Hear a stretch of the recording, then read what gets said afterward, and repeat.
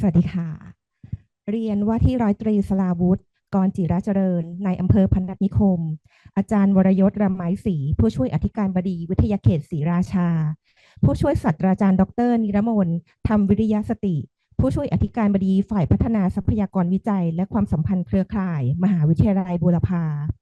ดรสมบูรณ์ตรีพรเจริญประธานสภาอุตสาหกรรมจังหวัดชลบุรีนายกฤษเอี่ยมถานนท์ผู้อำนวยการสำนักงานเศรษฐกิจการเกษตรที่6ท่านอนันต์ผู้สิทธิกุลที่ปรึกษาคณะทำงานไผ่ค่ะสวัสดีแขกผู้มีเกียรติทุกท่านยินดีต้อนรับทุกท่านเข้าสู่งาน Bamboo World Conference 2023ดิฉันภาสินีวรชนะนันท์รับหน้าที่พิธีกรในวันนี้ค่ะ Distinguished guests, participants, ladies and gentlemen, we are delighted to welcome you to the Bamboo World Conference 2023. I'm Pasini Warachananan, your moderator for today. ขณะนี้ได้เวลาอันสมควรแล้วขอเรียนเชิญท่านอาจารย์กิติพงษ์ตั้งกิจประธานคณะทำงานโครงการนวัตกรรมยกระดับไผ่และผลิตภัณฑ์ไผ่ไทยกล่าวรายงานและเปิดการประชุมค่ะขอเรียนเชิญค่ะ As the host of this conference, the chairman of the Bamboo Innovation Project Working Group, Confernce University,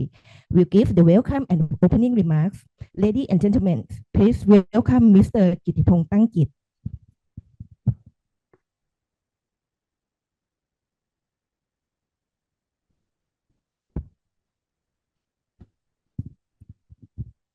เรียนท่านในอำเภอพนัสนิคมว่าที่ร้อยตรีสราวุฒิกรจิระเจริญและแขกผู้มีเกียรติทุกท่านครับกับผมรู้สึกเป็นเกียรติอย่างยิ่งที่ได้ต้อนรับทุกท่านเข้าร่วมงานประชุมวันไผ่โลกประจำปี 2566 และงาน Traditional Bamboo Fair ณ ศูนย์ส่งเสริมฝีมือจักสานด้วยไผ่อำเภอพนัสนิคมจังหวัดชลบุรีสถานที่แห่งนี้มีประวัติศาสตร์การดำเนินกิจกรรมมาตั้งแต่ปีพ.ศ.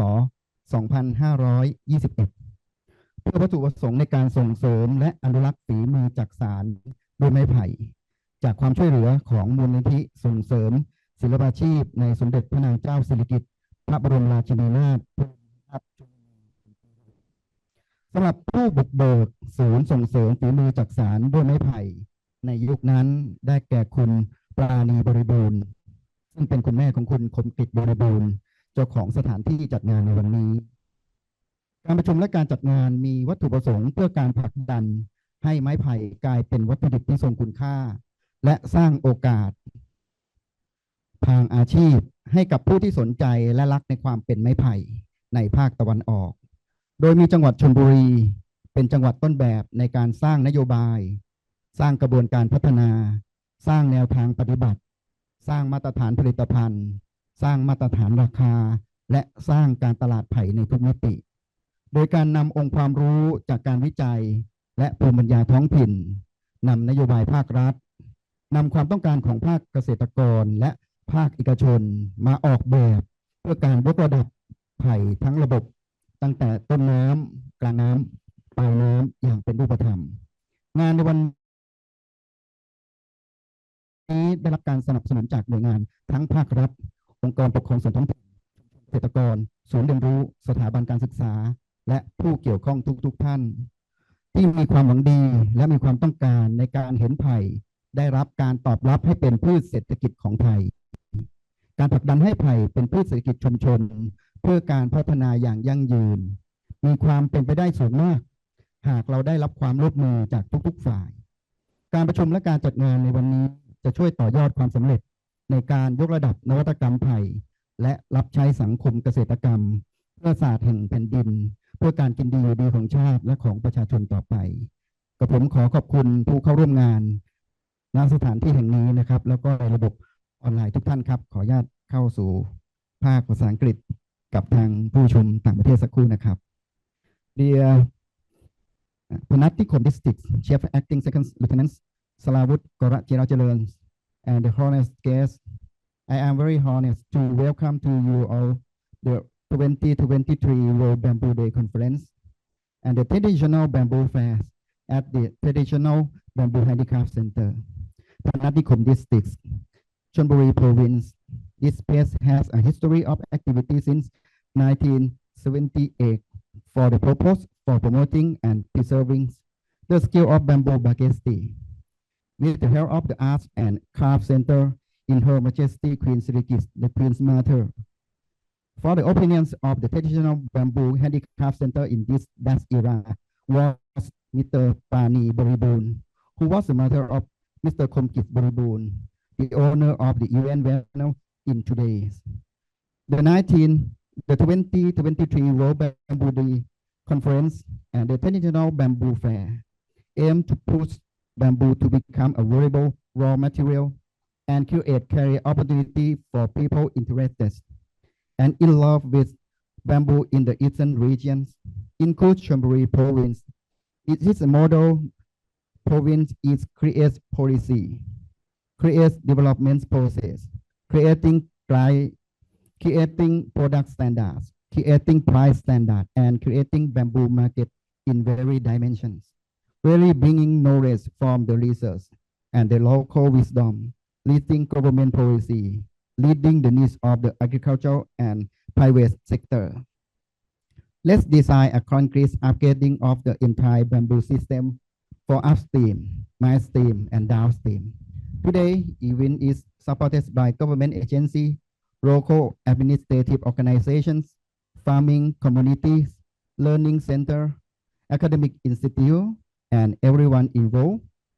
who has good hope and desire to see bamboo accept to the end economic cost of Thailand. The promoting bamboo as a commodity economic crop for sustainable development is highly possible if there is cooperation for all parties. Today, conference and events we help build up to success in advancing bamboo innovations and serve agricultural society in creating sites of the lands for the continued well-being of the nation and the Thai people. I would like to thank two participants who were at this place and everyone who is the online system. Thank you very much. ขอบคุณครับ ขอบคุณท่านอาจารย์กิติพงษ์ตั้งกิจมากค่ะลำดับต่อไปจะเป็นการบรรยายพิเศษในหัวข้อ Bamboo for Economic and Life โดยคุณทวัชชัยศรีทองท่านผู้ว่าราชการจังหวัดชลบุรีขอเรียนเชิญค่ะ Ladies and gentlemen, we now come to our main agenda, the Bamboo World Conference. Please welcome our keynote speaker, Mr. ทวัชชัยศรีทอง Chonburi Provincial Governor in the topic of Bamboo for Economy and Life. Please welcome Mr. ทวัชชัยศรีทอง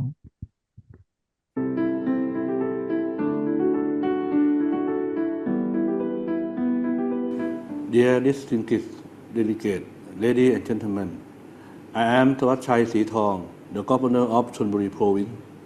It is a great pleasure to announce that Chonburi Province is taking an active role in hosting World Bamboo Day, also known as Bamboo World 2023, within the framework of innovation and the potential it holds for a local community. Chonburi Province stands prepared and well-equipped to spearhead the advancement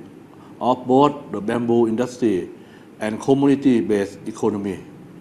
This underscores the crucial role the bamboo plays in the livelihood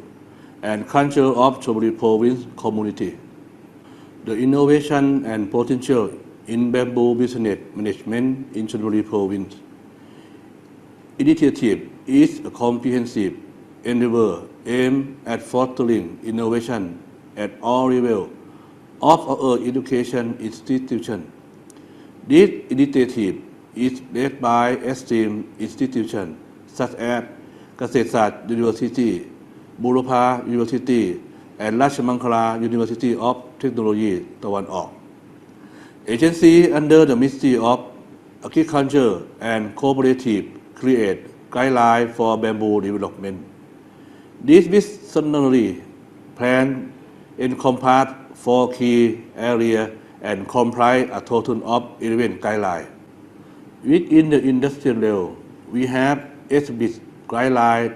that seek to bolster the economic potential of bamboo across the entire value chain. This guideline places strong emphasis on modest investment, but generate a high-return by using the BTG model for tourists and sport, We are embarking on an innovative journey for the 2024 Youth Sport event. Bamboo will take center stage as it will be used the club medal, AD card, trophy, and lanyard promoting and showcasing on the process of our local bamboo industry.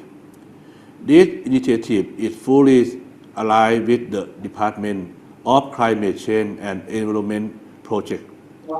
which aims to foster green sport practice. Our ultimate goal is to earn carbon credit for Chonburi province, thereby exemplifying our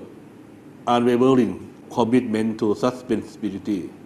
Furthermore, we have concrete plans to further advance the art of bamboo basketry through a collaborative effort with the Panat Nikom community. This community has upheld the tradition of bamboo basketry for generations, and this ancient craft not only endure but also enjoy the international recognition. As an example, we have proudly showcased exquisite bamboo souvenir at the previous APEC meeting, many of which were meticulously crafted by artisans from the Panat Nikom Mall community. This progress is attributed to the establishment of the Bamboo Basketry Skill Promotion Center in Panat Nikom district, a project initiated under the gracious guidance of Her Majesty Queen Sirikit, the Queen Mother. I would like to extend my deepest gratitude to all the organizations and individuals who have wholeheartedly come together to propel the growth of the bamboo industry and community economy within Chonburi province. Furthermore, I humbly suggest that we unite with unwavering determination to advance of handicraft endeavor. Let us diligently focus on the development of bamboo products, instinct adherent to the meticulous guideline of the BTG model. This unique creation should harmoniously blend with the rich cultural fabric and way of life of community residing in Chonburi province.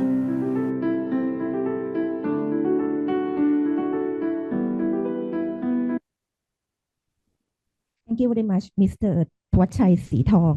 ท่านผู้ว่าราชการจังหวัดได้กล่าวถึงบทบาทของจังหวัดชลบุรีในการสนับสนุนและขับเคลื่อนอุตสาหกรรมไผ่ทั้งในระดับชุมชนอุตสาหกรรมแล้วก็ขับเคลื่อนในระดับของเศรษฐกิจของจังหวัดผ่านเครือข่ายความร่วมมือทั้งภาครัฐเอกชนสถาบันการศึกษาในการขับเคลื่อนไผ่ตลอดห่วงโซ่คุณค่าผ่าน BCG โมเดลการท่องเที่ยวและกีฬารวมถึงการเป็นแหล่งคาร์บอนเครดิตของจังหวัดและเป็นต้นแบบงานอุตสาหกรรมในระดับสากลผ่านงานหัตถกรรมจากไผ่ไม่ว่าจะเป็นตะกร้าสารจากไผ่ที่ได้ใช้ในงานเอเปกค่ะลำดับต่อไป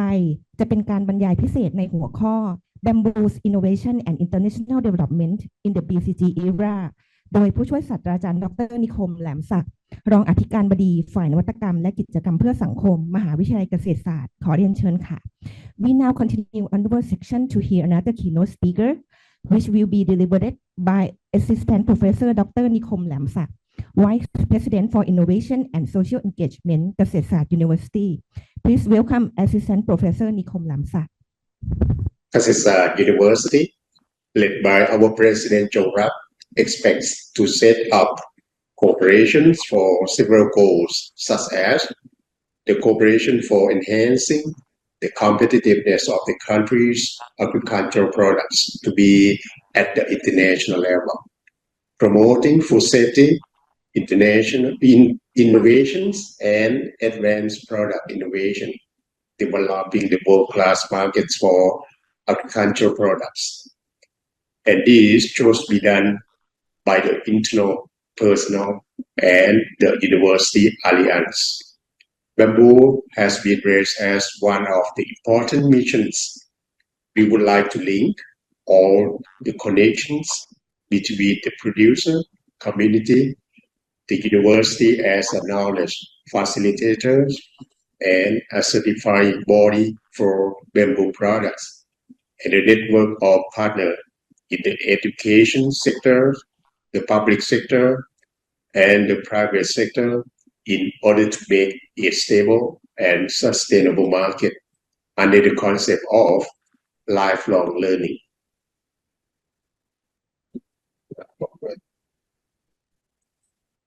Right? We all know that the forest is,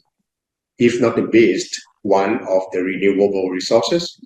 Forests have long been providing both wood and non-products for human beings since ancient time. Thailand possesses around 100 species of bamboos naturally outside the forest. We also cultivated bamboos as system of bamboo plantation, agroforestry system, and also as land demarcation. Bamboo quantity in natural forest has been decreasing, resulting from overexploitation, land use change, and illegal logging. However, the demand on bamboo is increasing due to its flexibility in a variety of ways of utilizations. Bamboo can be used from its root to its tip. This would confirm how useful the bamboo is. Bamboos then have been introduced to produce artificial materials. An era of environmental sustainability, an era of creating and developing a holistic economic or VCG model consisting of a bioeconomy aimed at creating value, added values of biological resources linked to the circular economy, taking into account the use of resources for maximum value or as long as possible, and the green economic development taking into account the sustainability of resources and the environment, which bamboo activities will help create, use, and increase biological and cultural diversity resources in terms of conservation, restoration, and management, and can also create value from biological and cultural diversity resources until becoming a resource base for biological and cultural diversity. The holistic economy from bamboo can effectively distribute opportunities and reduce inequality. The focus will be on both being globally competitiveness and passing on benefits to the community, and powered by a quadruple helix mechanism. The concept of this event is the green economy for good eating and well-being, or INDUD, and the cultural foundations and traditional wisdom that have been accumulated from a group of plants called bamboo. Confernce University is determined to help develop bamboo productivities and bamboo products in Eastern Thailand for or any knowledge need, whether bamboo breeding development, suitable planting area, development of primary processing using local wisdom and hyper technologies, and creating innovative products using knowledge from Confernce University and its networks to serve the social sector and the community to the best of their ability. KU will also be a link between the agricultural sectors and the market for high quality products with high competitiveness using our platform called the Premium at KU, which will be a modern shop for primary agricultural products and processed agricultural products of Kasesa University.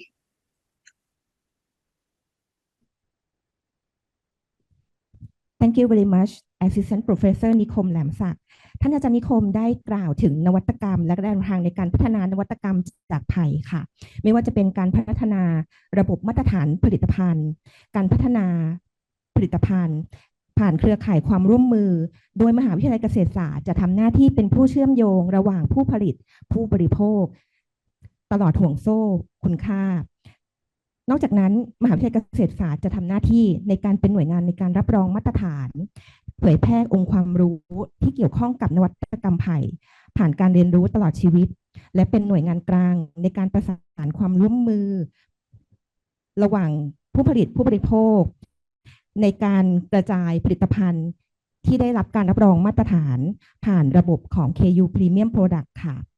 จะเห็นได้ว่าสิ่งที่ท่านอาจารย์นิคมได้กล่าวได้แสดงให้เห็นถึงความสำคัญของไผ่รวมไปถึงแนวทางในการใช้ประโยชน์จากไผ่ในทุกรูปแบบจะเห็นได้ว่าผลิตภัณฑ์จากไผ่และนวัตกรรมที่เกี่ยวข้องกับไผ่สามารถตอบโจทย์การเปลี่ยนแปลงของโลกทั้งในยุคของ BCG Model Circular Economy SDG และ Green Economy ค่ะเนื่องจากระยะเวลาที่จำกัดจะขออนุญาตให้ผู้บรรยายนะคะได้นำเสนอในเรื่องต่างๆครบทุกประเด็นก่อนจากนั้นเราจะมีการเปิดให้มีการซักถามนะคะแล้วก็ตอบคำถามจากผู้บรรยายในภายหลังนะคะลำดับต่อไปจะเป็นการนำเสนอในหัวข้อ Faculty of Forestry and Resource Base for Bamboo Industry Development โดยผู้ช่วยศาสตราจารย์ดร.กอบศักดิ์ วรรณธงชัยคณบดีคณะวรรณศาสตร์มหาวิทยาลัยเกษตรศาสตร์ขอเรียนเชิญค่ะ Since the time is limited, the speaker will introduce all topics and I will open the floor for questions at the end of this section. Next is the presentation on the topic of Faculty of Forestry and Resource Base for Bamboo Industry Development by Assistant Professor Dr. กอบศักดิ์ วรรณธงชัย the Dean of Faculty of Forestry เกษตรศาสตร์ University. Please welcome Assistant Professor Dr. กอบศักดิ์ วรรณธงชัย Thank you, organizers. Good morning, participants in Chonburi Province. Sorry that I cannot join the conference in Chonburi Province since there are so many things to do on Monday morning today, right? Today is very important day. You know, this is the anniversary of Royal Forest Department setting up, and also today is also the World Bamboo Day. That's why we come together here for have some conference or meeting together. Anyway, I try to share some information and what the Faculty of Forestry we have found about the bamboo situation in Thailand and also maybe in ASEAN countries to all of you. So let me share the slide.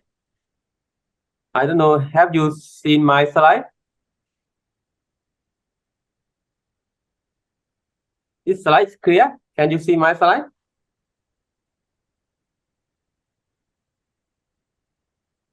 Can you? Hello, yes. Okay, thank you very much. So I have about 10 minutes to Yes. talk about the Faculty of Forestry and the resource base for bamboo industry development. So yeah, I am Kop Sak Wantongchai, the Dean of Faculty of Forestry, as the organizer has already mentioned earlier. So if you looking at the fifth APEC ministerial meeting on forestry, so they all agree on the principle of sustainable forest management to solve the climate change problem and use the BCG economy model to create the value and promote the sustainable business model in forestry. And also, the meeting also try to push for the balance between the economy, environment, and society by managing the existing forest resource toward the goal of sustainable forest management. So for the BCG model, I think there are 5 categories that we should think about. The first is to conserve the forest, to conserve, and the second is restore, develop, and increase the resource. and also biological and cultural diversity that they need to consider. The second is the administrator manage and utilize and consume in a sustainable way. The third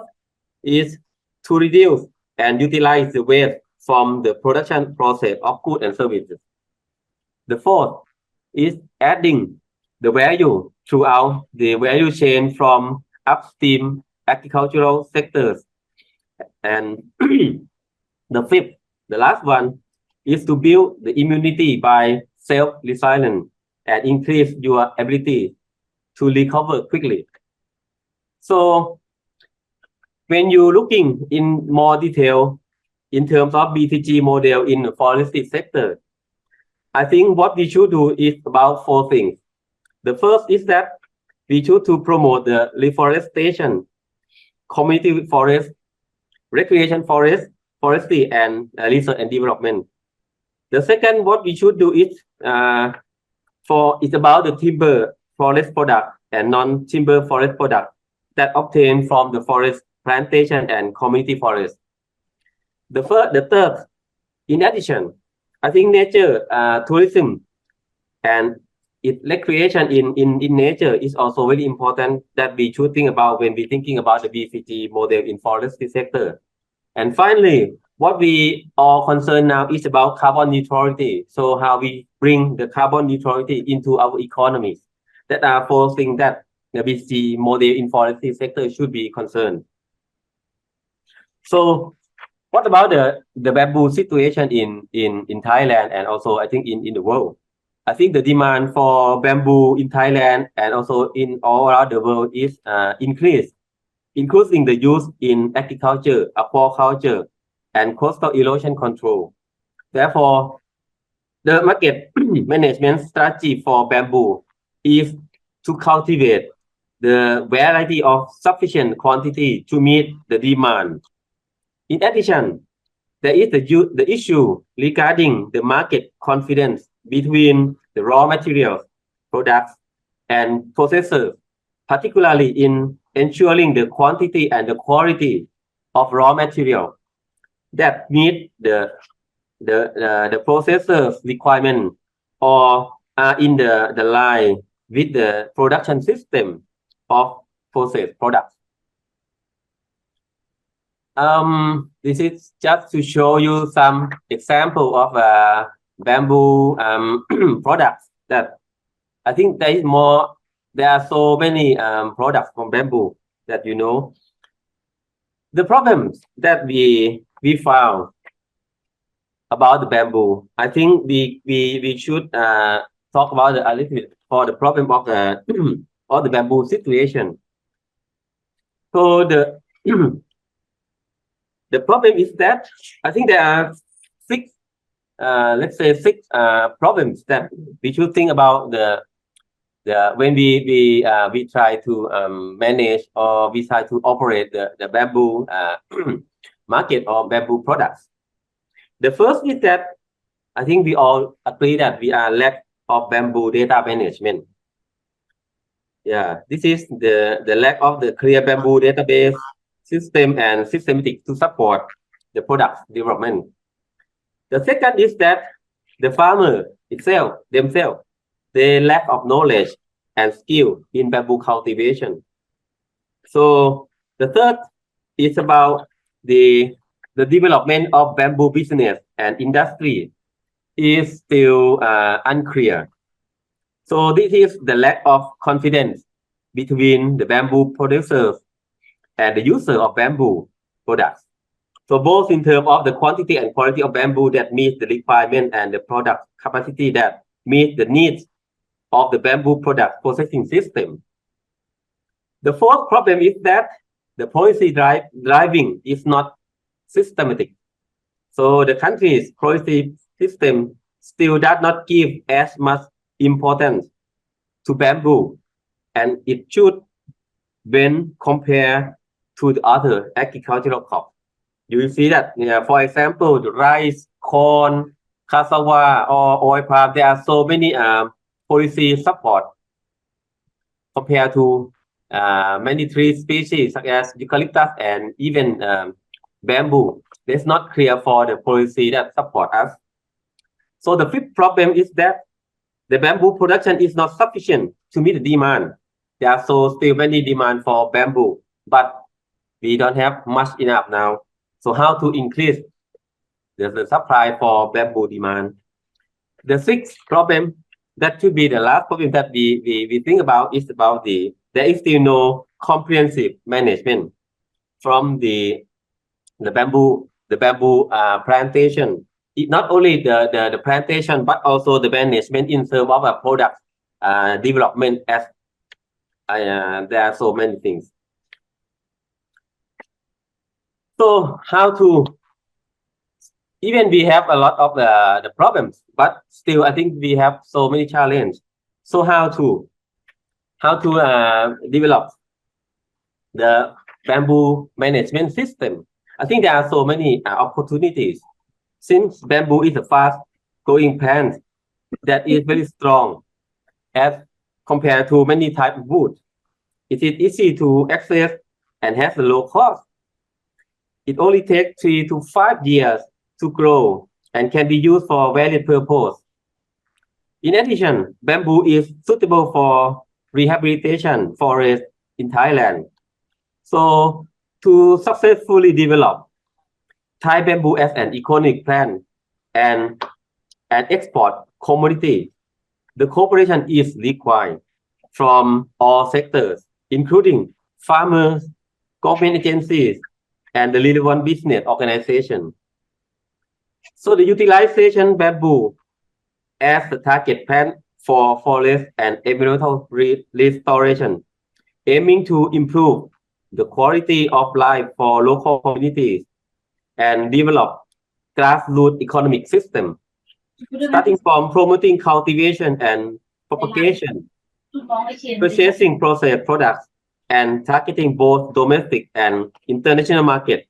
or even enhancing competitiveness through research and innovation to harness the benefit of bamboo. So I think there are so many challenges for us.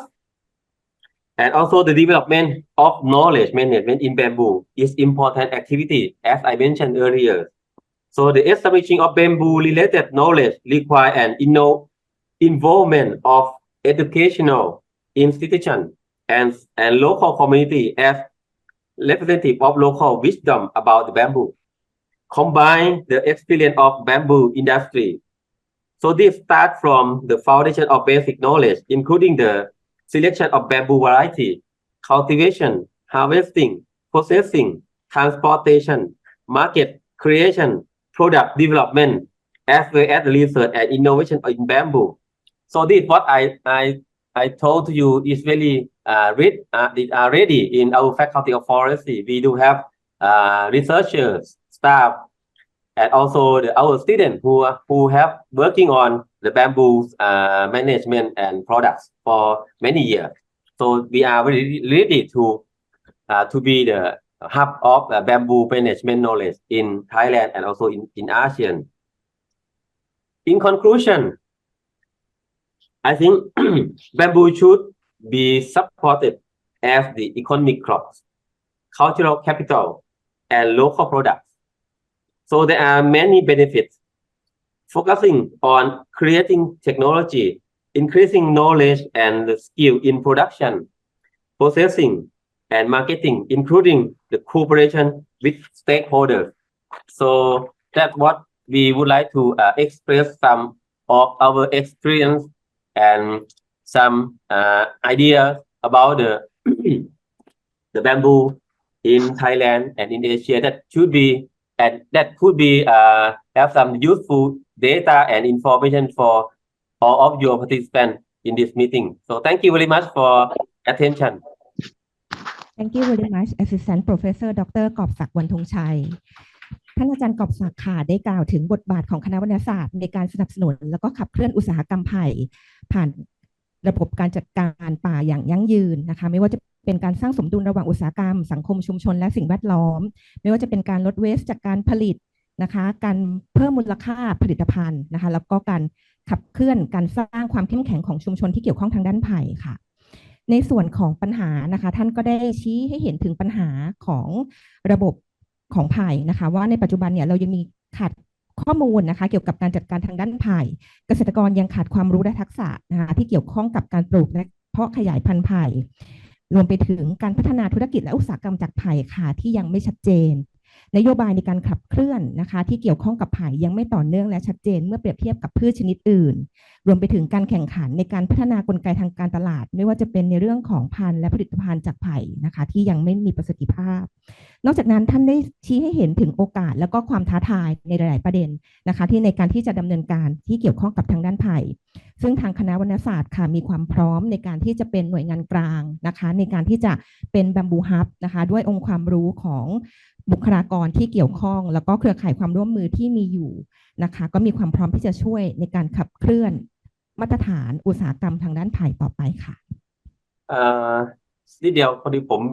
ต้องไปถึงต่อข้างนอกเนาะถ้ามีอะไรเพิ่มเติมก็ฝากประเด็นไว้ได้นะครับแล้วคณะศาสตร์ยินดีที่จะซัพพอร์ตทุกอย่างขอบคุณมากครับได้ค่ะขอบพระคุณท่านอาจารย์กฤษศักดิ์ค่ะ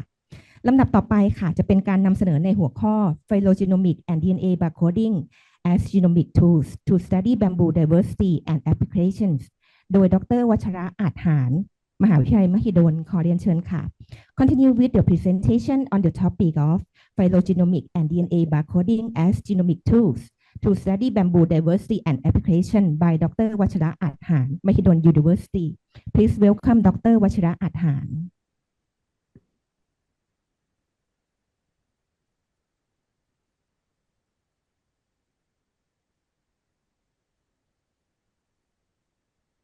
So, good morning, everyone. I'm Wachara Athan from Mahidol University and Center of Excellence for bamboos. Today, I'm gonna talk about phylogenomics and DNA barcoding as a genomic tools to study bamboo diversity and applications.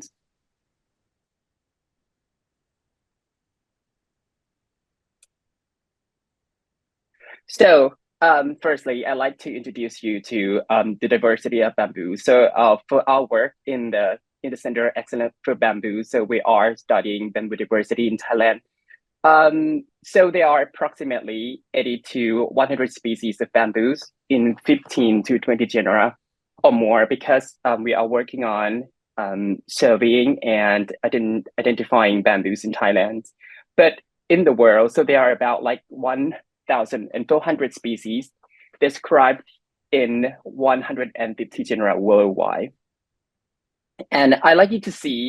this picture of it. So there are two groups of bamboos that we can find in Thailand. So the first group is pantropical woody bamboo that you can find, in the forest, in deciduous forest, and temperate woody bamboos, which you can find, in the high altitude. And in this graph, it's showing the estimate number of bamboo species. If you can see in this graph, you can see that Thailand, there are about like 100 species of bamboos in Thailand. If you compare the diversity of bamboos in other countries like China, Indonesia, Malaysia, so you can see that Thailand have a fair amount of bamboos. And when you compare the diversity per area, so you can see that we have kind of impressive numbers of bamboo species. So what we are working now is to observing the diversity of bamboos. This is our past work. So we discover a lot of bamboo species throughout Thailand. For example, you can see that this bamboo sanyana, so which is a new record in Thailand. So, but local people have used this bamboo for a long time. This bamboo is high quality material bamboos. And you can see that there are so many unknown species in northeastern part of Thailand, and there are still several unknown bamboos and yet to be discovered species in Thailand. And during the work for the Center of Excellence, so there's so many endemic species, the species that you can only find in Thailand. These are just a few species that I put in the presentation. So for example, Temoclua liliana. So this species is endemic genus of bamboos in Thailand, where you can find in limestone hills. So why do we need to understand bamboo diversity? So firstly, bamboo can serve as carbon sequestration source, which will fit into SDG agenda 13 and 15. So bamboo can act as a mitigation source for climate change because it can absorb atmospheric carbon dioxide. And if you see this picture, if you see this infographic, you can see that this is timber tree, and this is bamboos, which is not a timber resource. In the comparison, so you can see that timber can absorb like 13 to 19 ton carbon per hectare, but bamboo can do much better. It can absorb like 20 to 30 tons of carbon, per hectare. So this is an example of a direct benefit from bamboos to tackle climate change. And another interesting thing is we can use bamboo as food source. This is the real case that I put here in this presentation. So this is the bamboo that local northeastern people eat, and then they harvest these bamboo in the forest. And another species from genus Bambusa. So this bamboo, so local people use all the time. They cook. They use this bamboos for cooking, but the species identity is not confirmed or identified. So that's one of the purpose that I like to mention here in this presentation, that we need to understand the biodiversity and the classification and species identity of bamboos in Thailand. So another thing is that we use bamboos as the main material source. As I mentioned in the very first slide, you can see that this bamboo species, Bambusa neona, which is a new record in Thailand. So we had not known its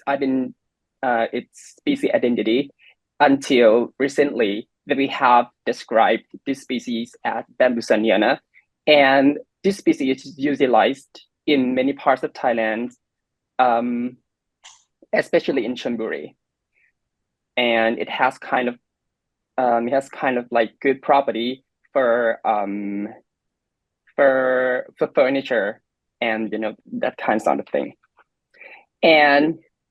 another species, Thurso siamensis, this species is native to Thailand and neighboring countries, and it's a good candidate for biofuel resource. So to understand the biodiversity of bamboo, so we need to be able to classify and identify bamboos. And taxonomy is a basic but very crucial subject as a starting point to understand species. So taxonomy is a subject that you use the criteria to classify and identify plants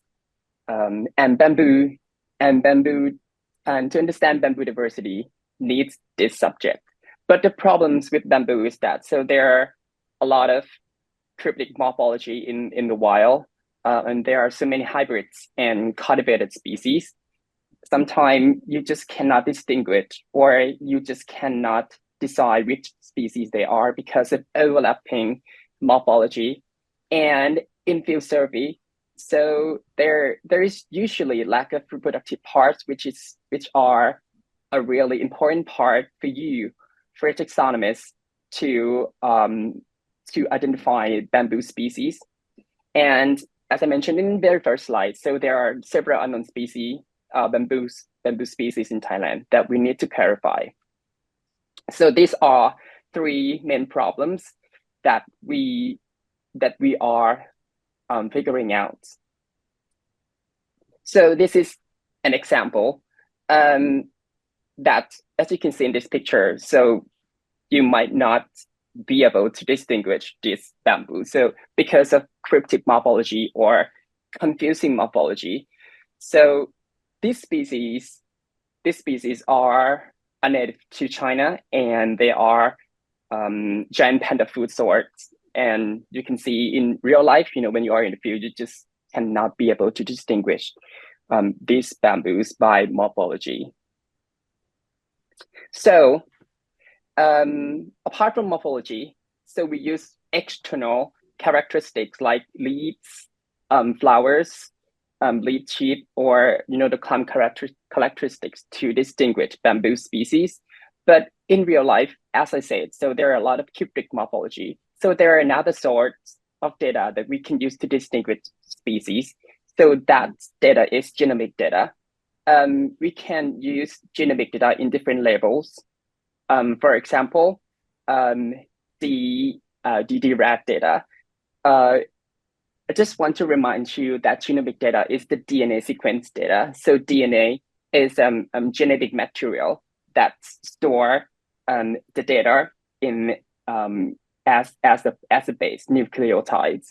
And for DD-RAD-seq, is single is a polymorphism variations in the base pair in the DNA material, and we can use that to distinguish bamboo species. And another sort is coloplast genome. So in plants, so there are special organelle in cell that is used for photosynthesis, and this organelle contains coloplast genome. So it has its own genome or its own DNA. So we can utilize, this kind of data to distinguish bamboo species. So why DNA sequence data? So because DNA sequence data has irritable properties that show real relationships. So because, for example, like two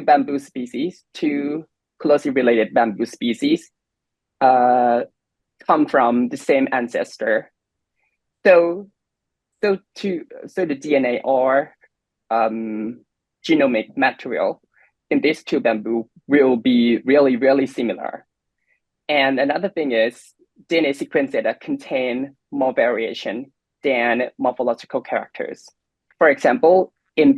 general bamboo, so you might have at most like 20 characters, but in DNA, so there are plenty of nucleotide variations in DNA. For example, if you sequence DNA and you could have like two 20,000 base pair to compare between species. And DNA sequence data has constant information and not subjective, which means that it contains only base, like full base pairs, and you can use only full base pair to compare between species. And it's not subjective because it's the nature of DNA. It's the nature of the base pair data in the DNA. So if you use morphology, sometimes you just have some bias. But anyway, so even if we use DNA sequence data, and we got the results of the relationships between bamboo species, we need to go back to see the morphology in order to support field identification. And this is an interesting work from Dr. Sarawut and international collaborations with Dr. Go from Malaysia. So this work is trying to unlock the origin of this bamboo species. In Thai we call Pai Liang, and its scientific name is Thyrsucalamus liang. So this species is a hybrid between Dendrocalamus femineus and Thistostachys siamensis. Why these two species? Why we think these two species are the parents? Because its morphology, it's in between the characteristics of these two bamboo species, but we are unsure. So, but they were unsure. So then they used DNA data to clarify, to explain the phenomenon. As you can see, this is just it might be complex to somebody here, but this is just a graphic that represents the relationship between Pai Liang and the parents. You can see Pyliang is close to this species, and another part of their DNA content is closely related to the Dendrochalamus bembenaceus here. So we can confirm that the Dendrochalamus liang is a hybrid between these two species, and this is the benefits of DNA to unlock this mystery. And another advantage of DNA is we can store it as the DNA database,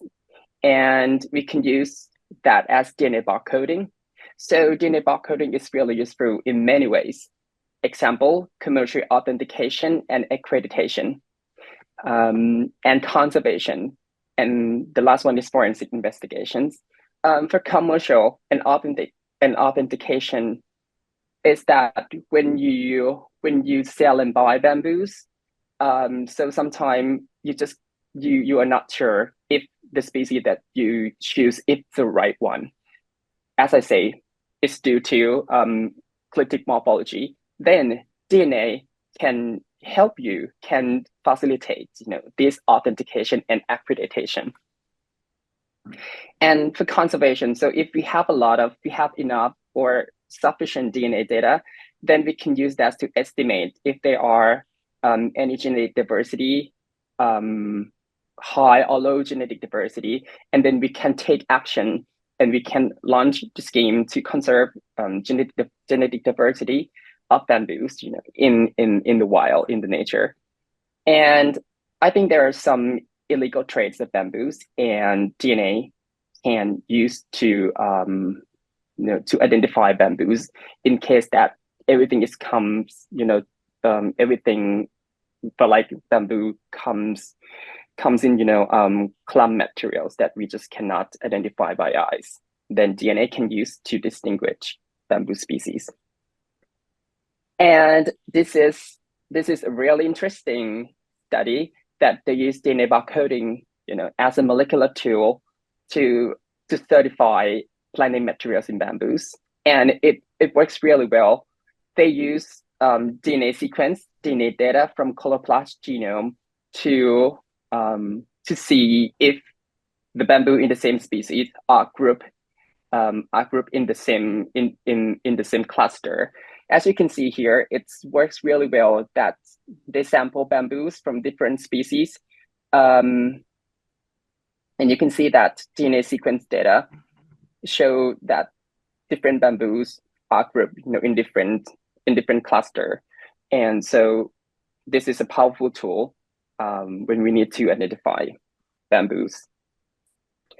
And for the applications, when we have a lot of data, when we have a lot of sufficient DNA data, so we can guarantee that we can confirm that we can confirm bamboo species, and then we can use that bamboo species correctly. We can select bamboo species, and then we can study anything about bamboo.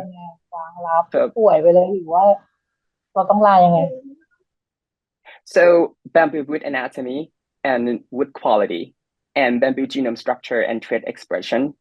So because we use bamboo as material, and then we need to understand the anatomy and wood quality, like compression property, elastic property. And DNA data can reveal the gene that control some agriculturally important traits, like carbohydrate production, carbohydrate synthesis, wood production, for example. And this is a really good work from nature that they sequence a lot of DNA data. They sample bamboos in genus Philostachys, this species Philostachys etilis, or we call moso bamboo, and they sequence like 427 genomes. And this work reveals that the genetic diversity of this bamboo is quite low. And yeah, so we can use this knowledge to conserve bamboos. And then they can identify the gene that control agriculturally important traits. For example, compressive strength, bending strength, comb height, and ground diameter. These characteristics are really important for considering bamboos as materials. So this is the conclusion of what we are doing and what we are about to do in the future. So this is just a simple scheme. So we have a lot of known taxa and unknown taxa. So when we encounter unknown taxa, so we will compare with known taxa, and if they don't belong to any known taxa, so we need to do some taxonomic procedures, and then do species identification by using morphological data and genomic data. And then these data, especially genomic data, will be stored in the database. And then we can use this database for future research. And this pathway, so when we successfully identify bamboo species, so we can verify if it's known taxa or not. So this is a conclusion and what we are doing now. So this is Thai Bamboo team. There are 3 of us here, and we are, be happy, and we are seeking for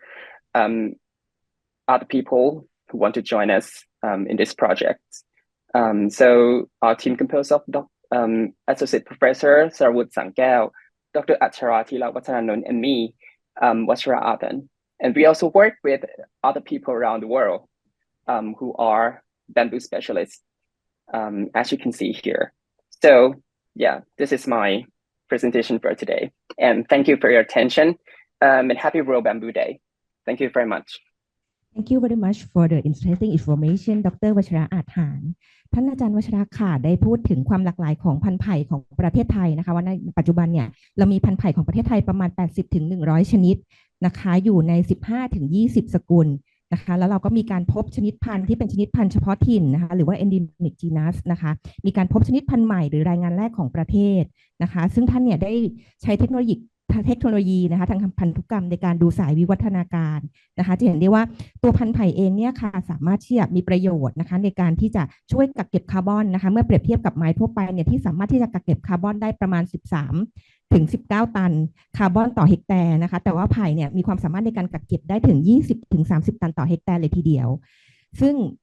การปลูกไผ่นะคะแล้วก็ใช้ประโยชน์จากไผ่เนี่ยสามารถที่จะตอบโจทย์ในส่วนของ SDG ได้นะคะในหลายหัวข้อเลยไม่ว่าจะเป็น SDG ข้อที่2ในส่วนของการยุติความยากจนนะคะ SDG ข้อที่7ในส่วนของพลังงานสมัยใหม่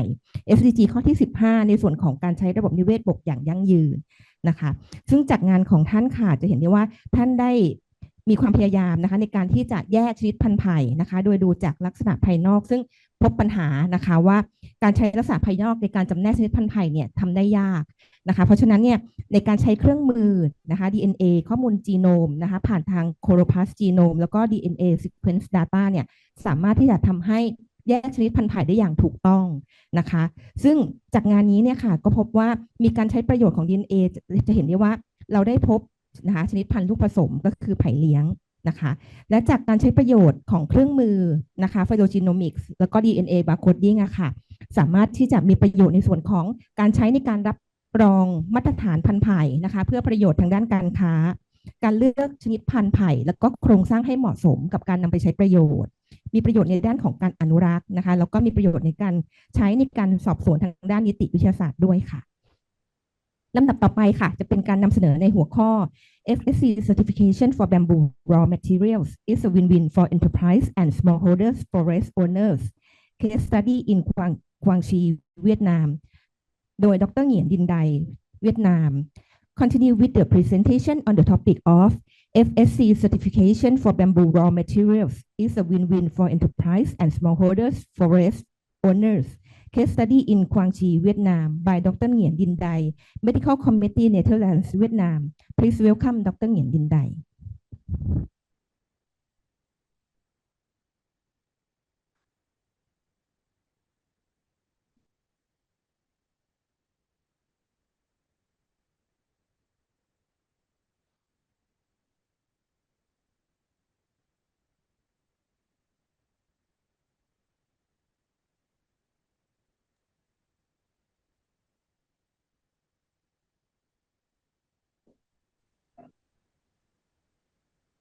Uh,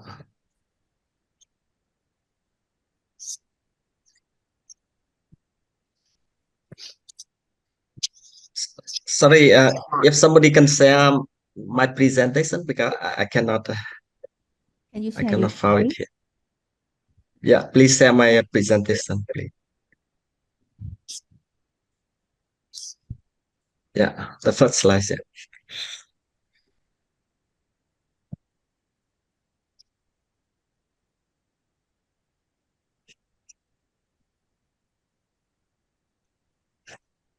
Can you show it?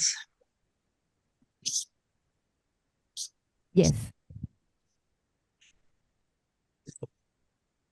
Can you make it to the full screen presentation? Yeah, yeah. Please, I mean, please enlarge the presentation. Please show the presentation.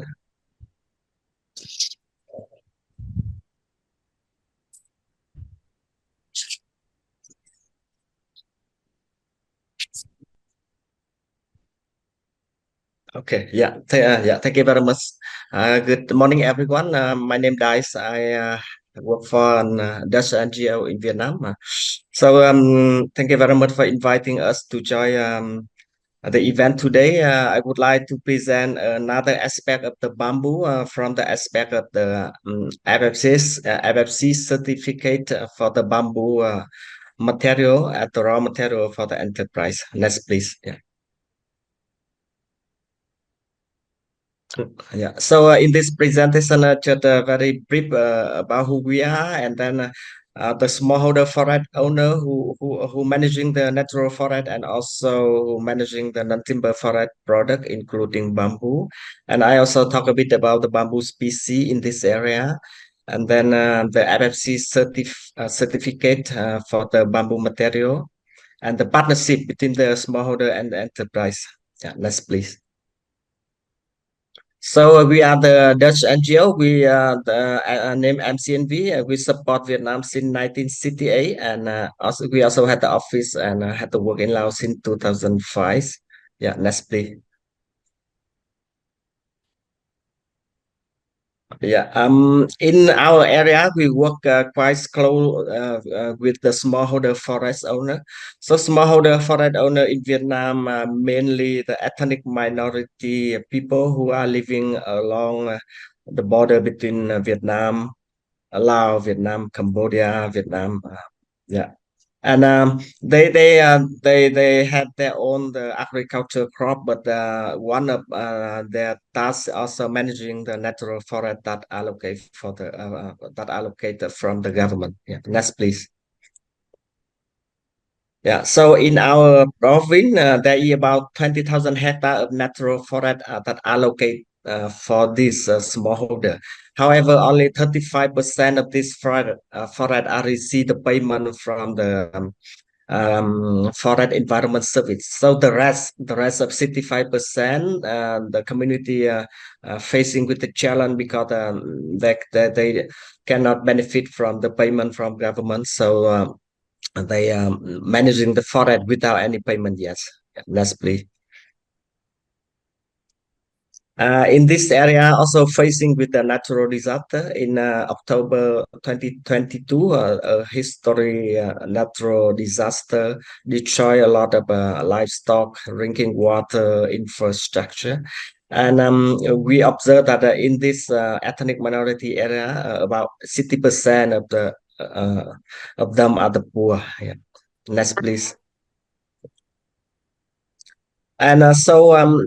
in order to help this community to get more benefit from the natural forest, we identify different kind of non-timber forest product, and we recognize that bamboo is a very high value and diversity in this area. We identify more than 10 different kind of species, bamboo species in this area. Next, please. Yeah, and we conduct the survey and we calculate the growth, and we estimate that in this area there about 25,000 ton of bamboo can be harvested sustainably per year. Yeah, let's please. And up to now, the community the smallholder, they use the bamboo for different purpose, like for fresh or dry bamboo shoot for food. They use a lot of bamboo for housing material. They also create the bamboo store from bamboo and develop different kind of bamboo products. So during last several years, we work quite a lot of community to develop this kind of product from the bamboo. Yeah, that's please. And one of our vision is how to make use of the bamboo material in the sustainable way, and that bring more benefit, more impact to the people. So we decide to have this smallholder to be certified FFC, and in 2021 they did the first time in Vietnam. um, about 2,145 hectare of natural forest mixing with the bamboo are certified FFC, FMCOC, and FFC ecosystem. With this certificate, the smallholder allowed to join in the FFC value chain globally. Yeah. Next, please.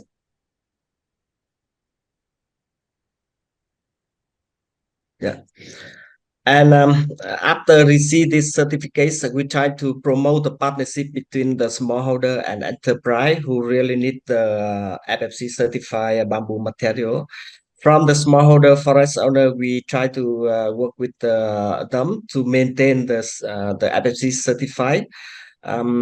continue to carry out forest protection, conduct the sustainable harvesting, and maintain the supply chain to the enterprise. And from the enterprise side, we work with them to maintain the supply chain from the smallholder to the enterprise. We negotiate with them to get some payment for the cost of the maintain FFC certificate. And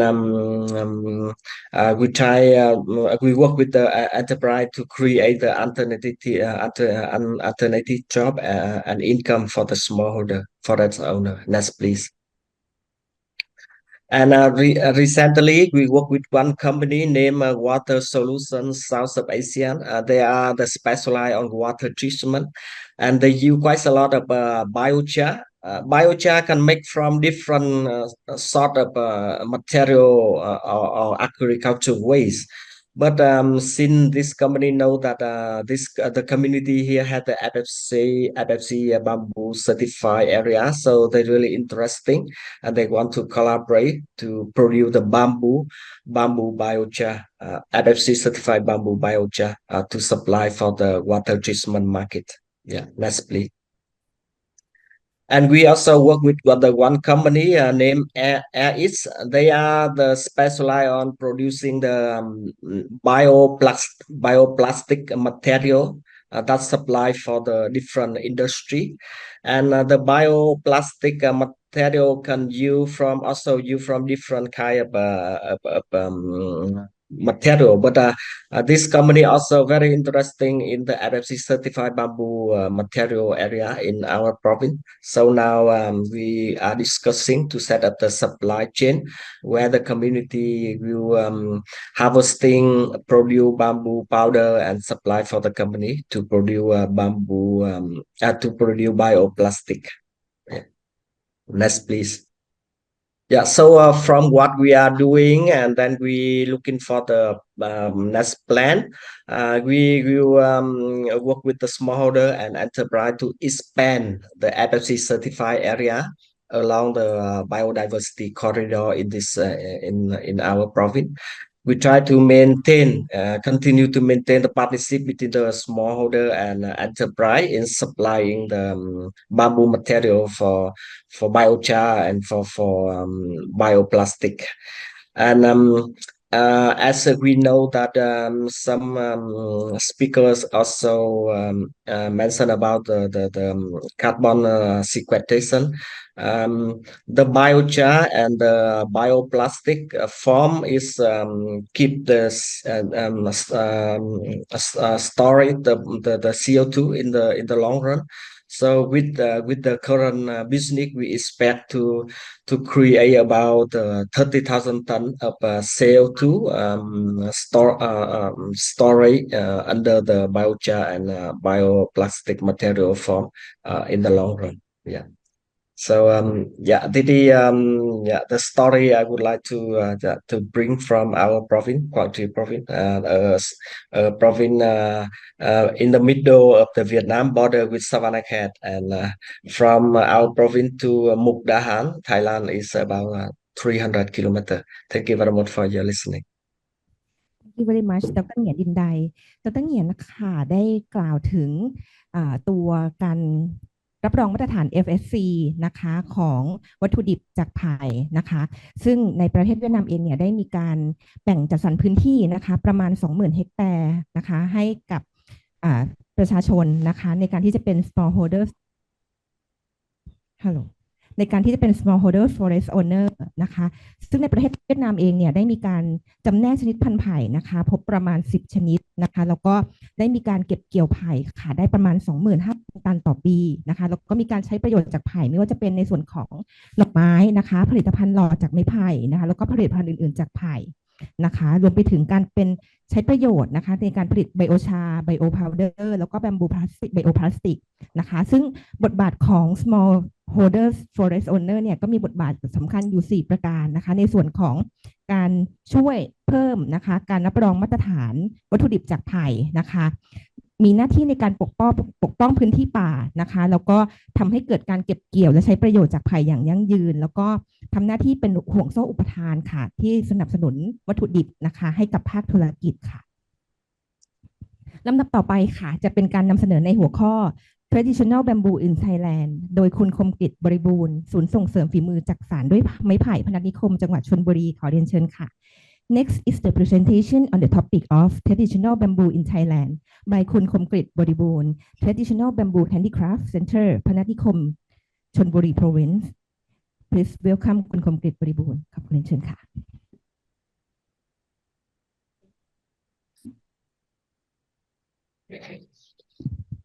Thank you very much.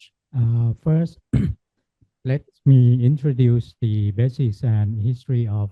traditional bamboo handicraft center in Phanath Nikhom.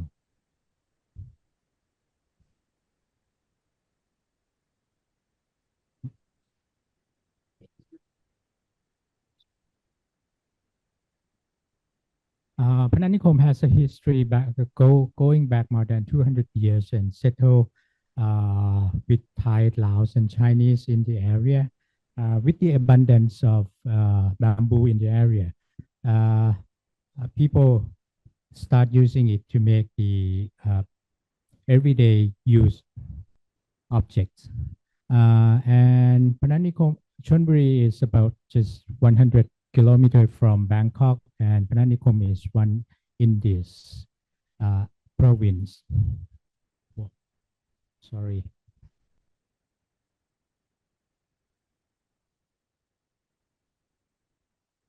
มันเลื่อนเดี๋ยวอาจารย์กดไปกัน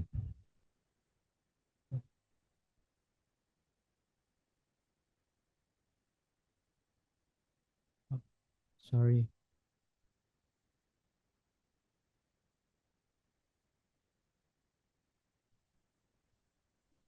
เดี๋ยวผ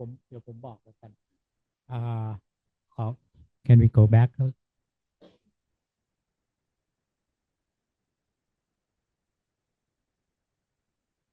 And back.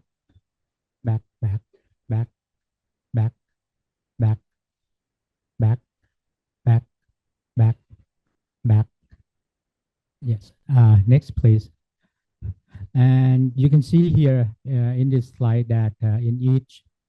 sub-district settle with different race of Thai, Laos, and Chinese produce the weaving objects that use different wisdom.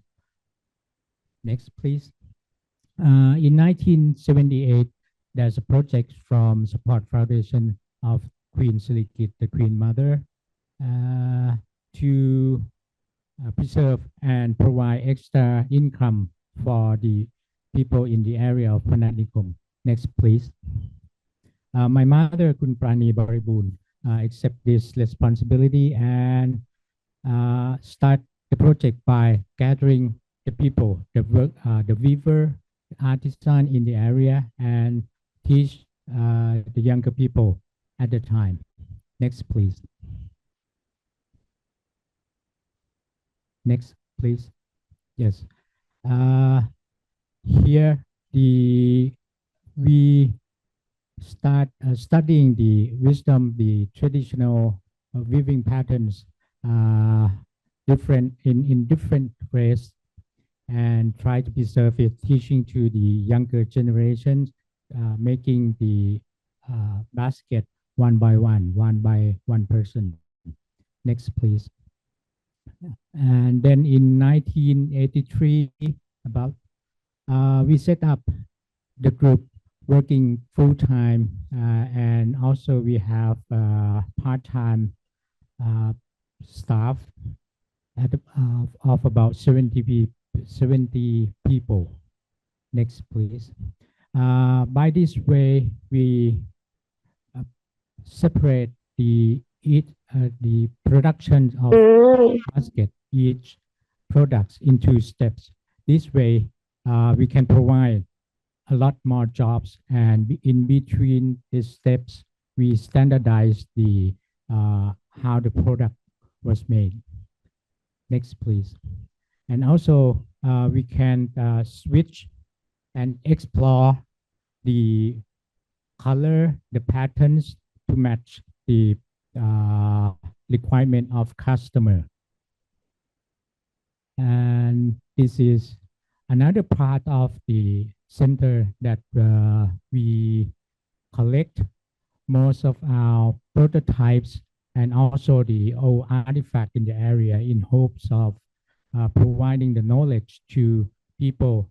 not in just our area of Pananikom, but to people in Thailand and also around the world as well. Next, please. And we have co-operate projects like doing workshops for the school in the area, and experiment project with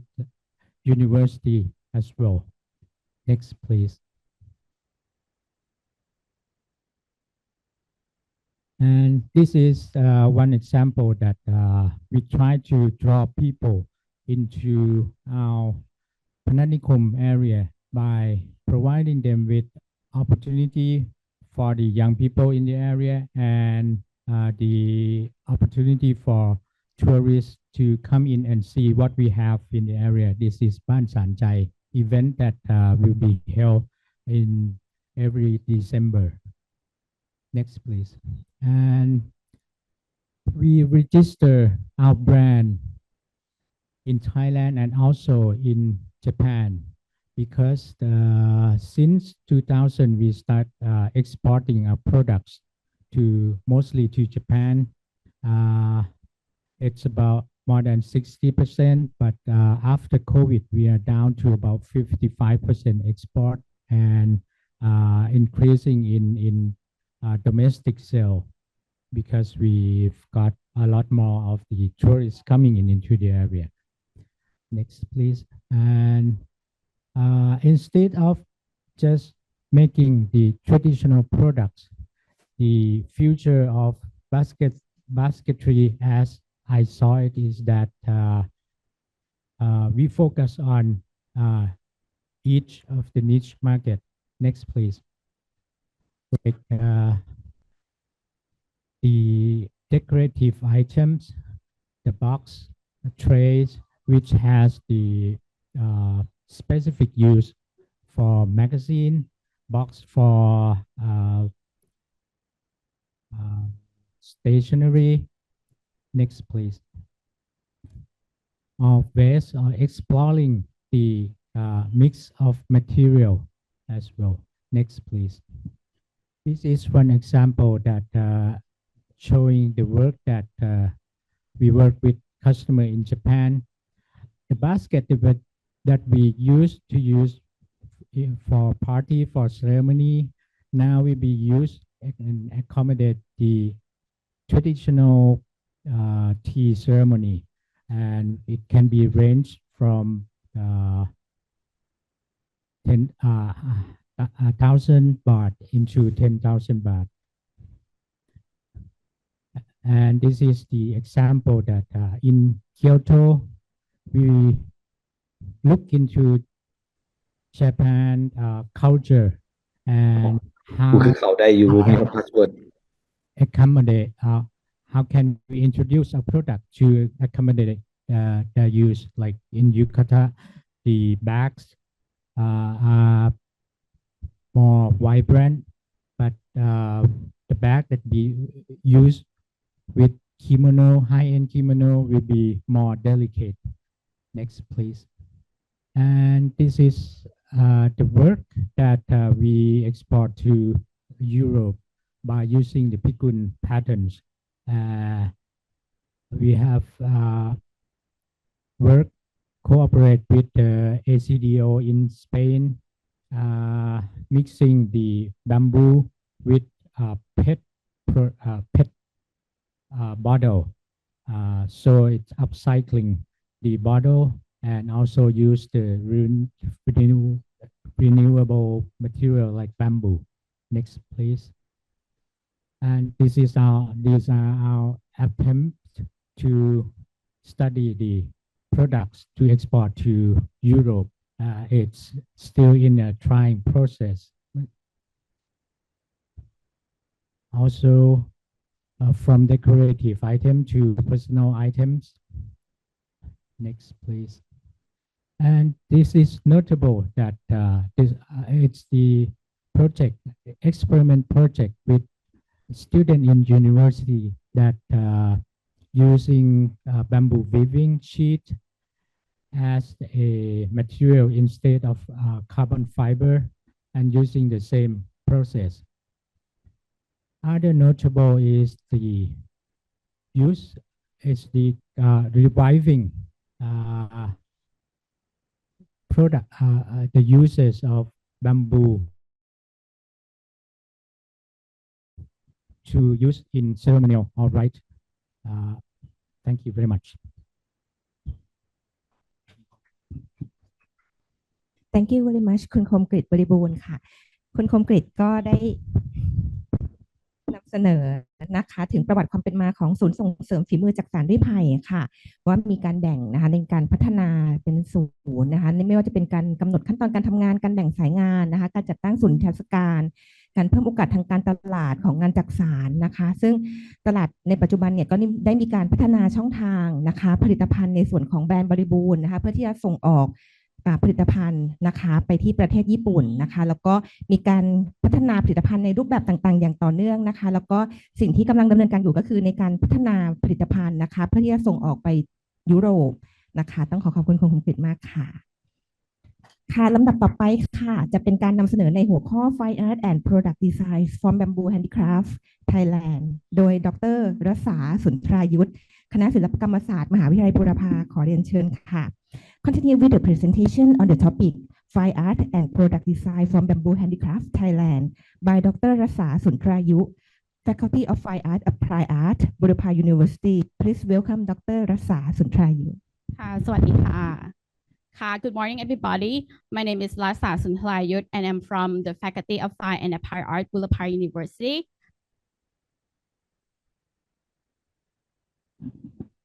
Hello. So I have been assigned to be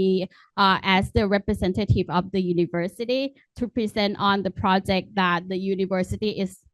is doing right now, which is the development of the bamboo innovation for the community economy according to the BCG model. So Burapha University is serving as the So Burapha University is serving as the central hub of the Eastern Region Research Network, and we are recognizing the significance of the bamboo management model as a crucial alternative model, alternative economic crafts in Chonburi province and in the eastern region of Thailand. So we have collaborated with the community network, including Rajamangala University of Technology, Kasetsart University, Agricultural and Cooperative Office of Chonburi Province, Tambon Kasetsuwan Municipality, and Ban Khong Ping Bamboo Learning Center, and the Bamboo Technology and Business Center to establish the Bamboo Economic Strain Research Center in Tambon Kasetsuwan. So in addition to that, we also have the Technology Clinic and Enterprise Incubation Unit to help in supporting bamboo-related businesses in the target area. So and in addition to developing the raw material, this year university actually focused on advancing the development of the bamboo handicraft product with the emphasis on art, design, and innovation. So resulting in work that are being showcased today, which is a design from Associate Professor Dr. Seksan Tanya of the Faculty of Fine and Applied Art, Boulevard University. You can also have a look at our booth there in the back. So this actually demonstrated that bamboo basketry is not just a household craft product like in the past, but it's an art form with a significant value and high in economy potential. So showcasing the skills of weaving and crafting that can be creating to be in a very high value products. So today, I would like to take this opportunity to actually present the product development process of the project here. So the bamboo basket weaving community of Pananikom is not the community that far from our awareness by any means. So over the year, we have brought students to learn about weaving and further their knowledge in product design as well. Even I came here to conduct my research on the doctoral on the topic of Pananikom weaving community in bamboo basketry. So this interest didn't come from nowhere. It came from the fact that I myself actually live here, not far away from here. My house is actually in Pananikom. I've been living here for since I was 11. So,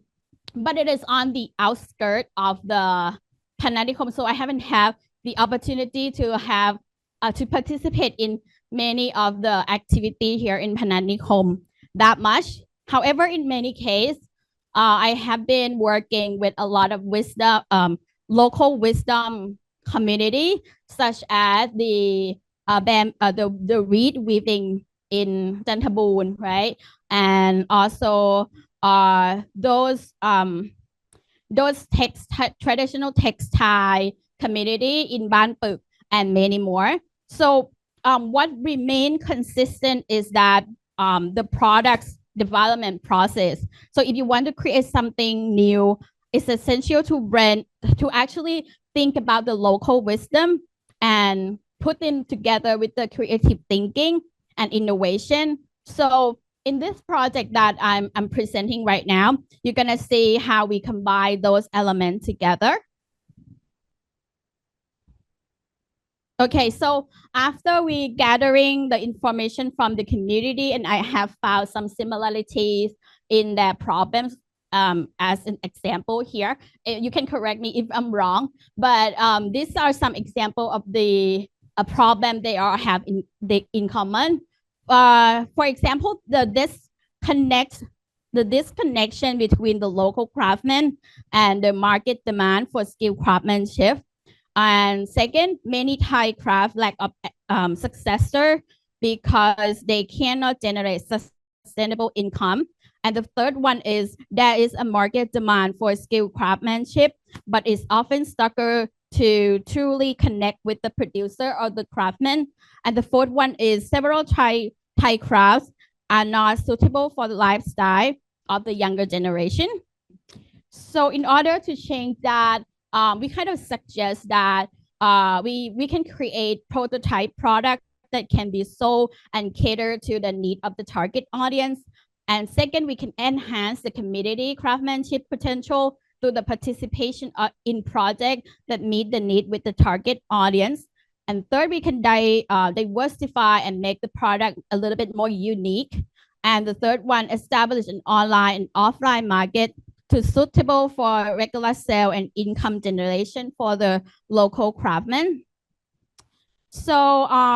in this research project, we have summarized the information we gather into 3 main points of the design direction, which are the process development. The second one will be the material development, and the third one will be product development. And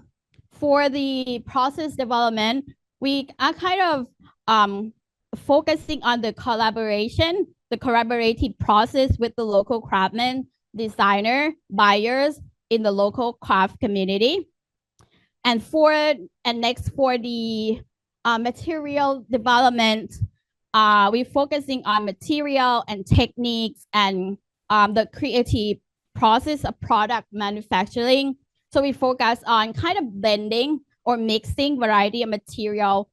together with the bamboo. You can see in our booths, right? In the back, we're mixing it with ceramic. And we can also do something else like incorporate some textiles. We can incorporate some leather scrap from fashion industry as well. And here you can see we can also utilize manufacturing technologies such as laser engraving, 3D printing, and hydraulic presses to create unique product design.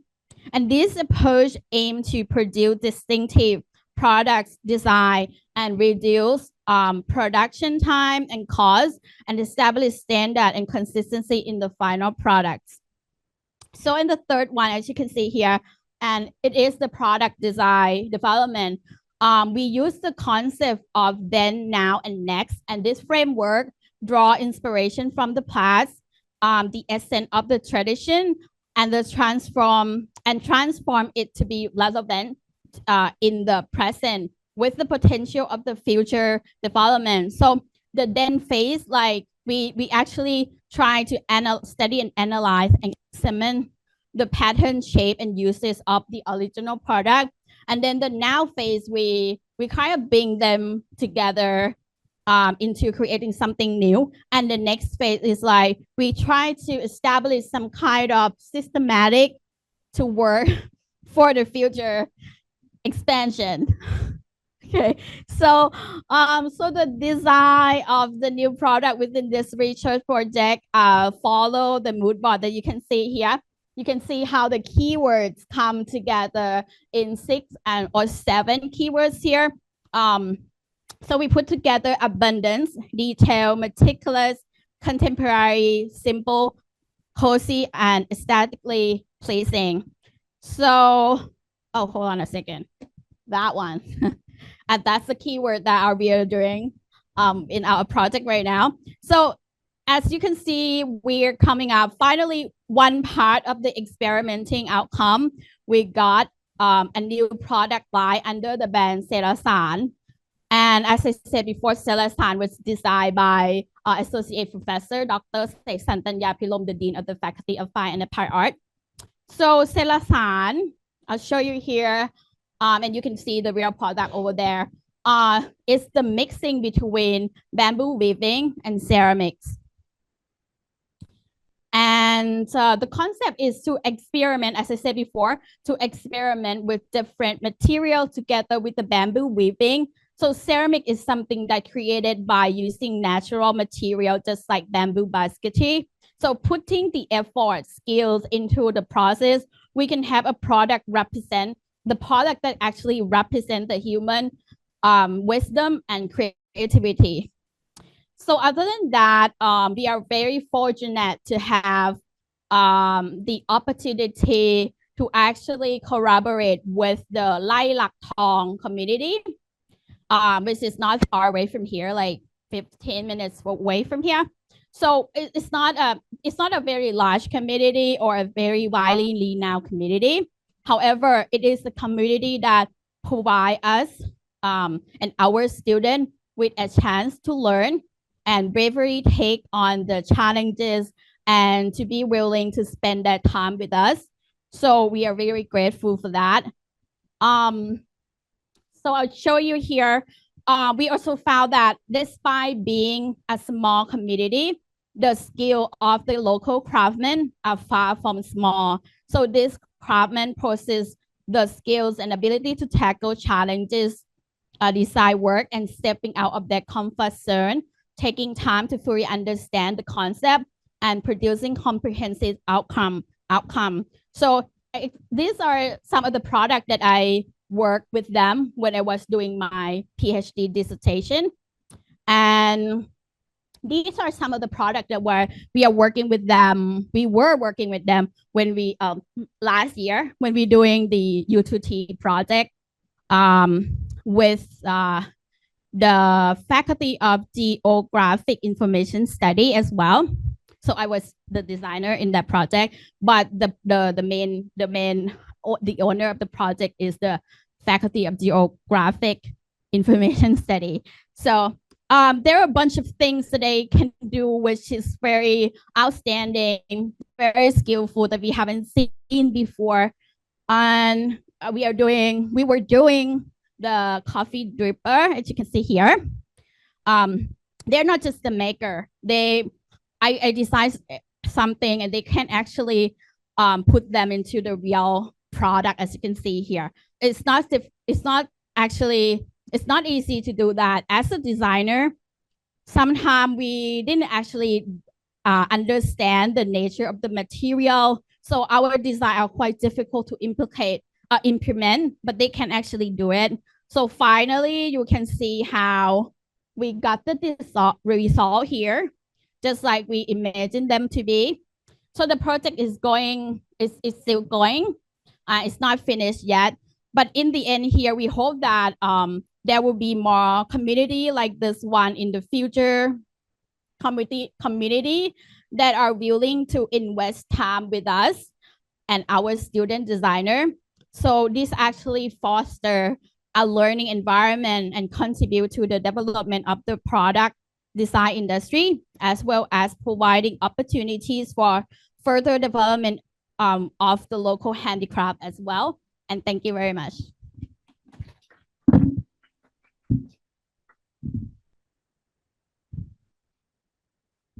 Thank you very much ดร.สสาร สุนทรายุ ท่านอาจารย์รักษาค่ะได้กล่าวถึงการนำองค์ความรู้ทางด้านวิจิตรศิลป์และการออกแบบผลิตภัณฑ์นะคะมาใช้แล้วก็ได้กล่าวถึงภารกิจของมหาวิทยาลัยบูรพาค่ะในการขับเคลื่อนงานทางด้านไผ่ผ่าน BCG โมเดลนะคะซึ่งในส่วนของการออกแบบผลิตภัณฑ์นะคะท่านได้ใช้องค์ความรู้3ด้านประกอบกันก็คือทางด้านของภูมิปัญญาค่ะการสร้างสรรค์แล้วก็ทางด้านวัฒนธรรมนะคะโดยในการทำงานนะคะก็จะมีการวิเคราะห์ปัญหาที่เราพบนะคะเพื่อนำปัญหาเหล่านั้นเนี่ยมาหาแนวทางในการแก้ไขปัญหาต่างๆนะคะซึ่งในการดำเนินงานเนี่ยก็จะเริ่มตั้งแต่ในส่วนของการวางแผนกระบวนการในการทำงานนะคะวัตถุดิบที่นำมาใช้ลงไปถึงขั้นสุดท้ายนะคะก็คือการพัฒนาผลิตภัณฑ์ค่ะลำดับต่อไปค่ะจะเป็นการนำเสนอในหัวข้อ Key Technology and Application of High Performance Bamboo Scrimber โดย Associate Professor He Wen Bamboo Engineering Research Center of Nanjing Forest University China continue with the presentation on the topic Key Technology and Application of High Performance Bamboo Scrimber by Associate Professor He Wen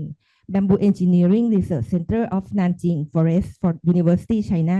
Please welcome Associate Professor He Wen.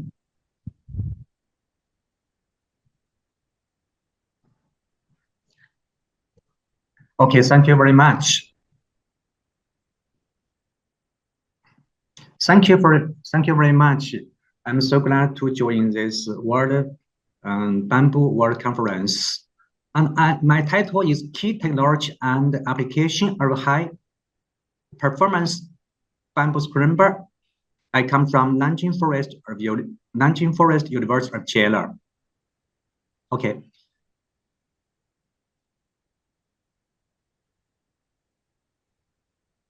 So I was working in the bamboo processing industry and bamboo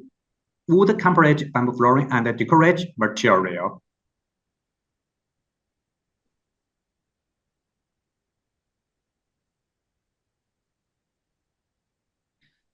Next, I will introduce my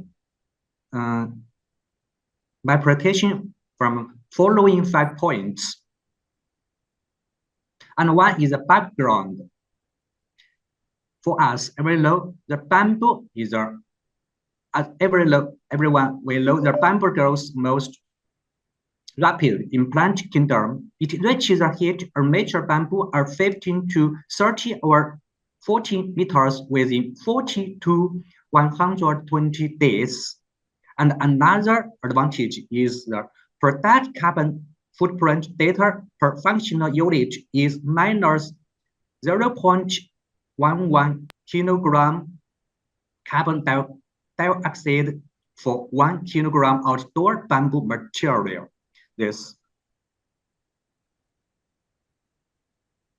So bamboo scramble is a new type of bamboo engineering material developed in the last decade in China. It is a kind of high density and high strength engineering structure material. Its density is about 0.9 to 1.25 kilogram cubic centimeter. And its MOR is bigger than 100 MPa. Also, its MOE is bigger than 20,000 MPa. This is figure of bamboo scramble. So for the bamboo scramble, its many advantages following. First is wide selection of raw materials, such as symposium bamboo and small diameter bamboo. Also, it has a higher utilization rate. Generally, its utilization is about 65 to 85%. Also, it has a simple production process. It's very important for now in China. It has advanced mechanization and automatic community.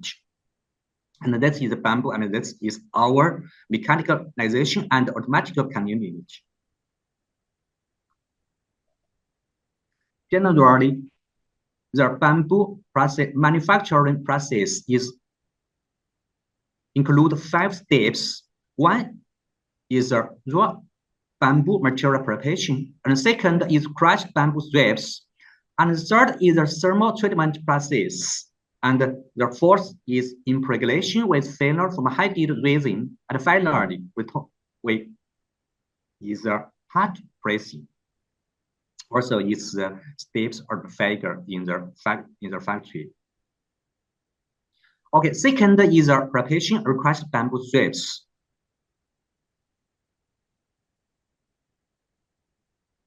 This is a technology of the preparing or crushed bamboo strips. There are 5 steps similarly. First, we get the bamboo corn, and then we get the radial split. And the third, we get the semicircle comb. And then we crushed bamboo strips, and we get the longitudinal rolling. And finally, we get the crushed bamboo strip. And this figure describes the displays the rolling machine, and this machine is mainly used for manufacturing the crushed bamboo strips. And from this figure we can find that this is a roller, and between the roller there is a crushed bamboo strips.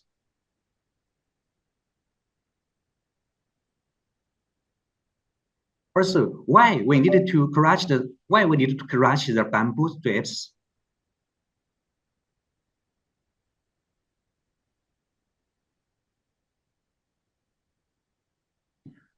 Why we need to get the crushed bamboos? Because there are many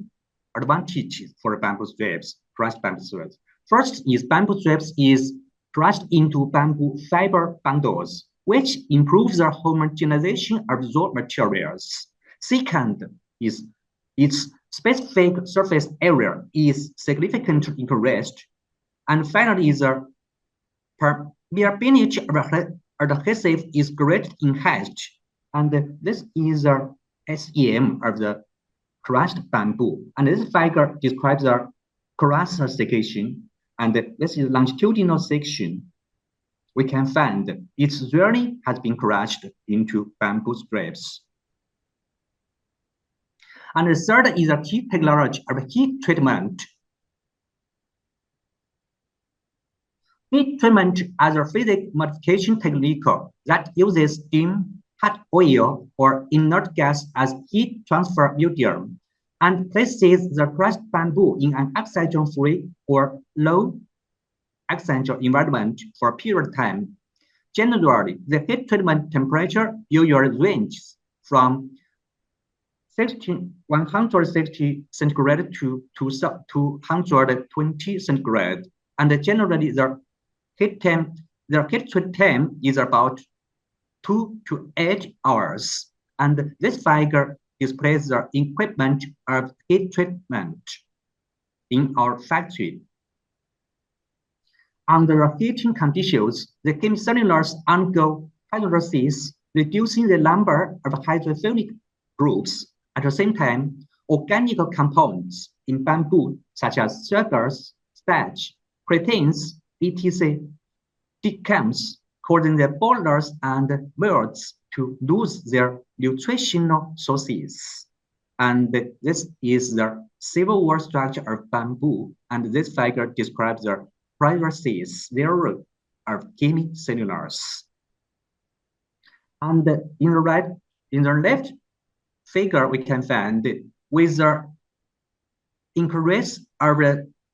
temperature and the color become black. Also, the water contact angle changes with the increase in temperature. That means the absorption affinity was reduced. So the bamboo products has a good dimensional affinity.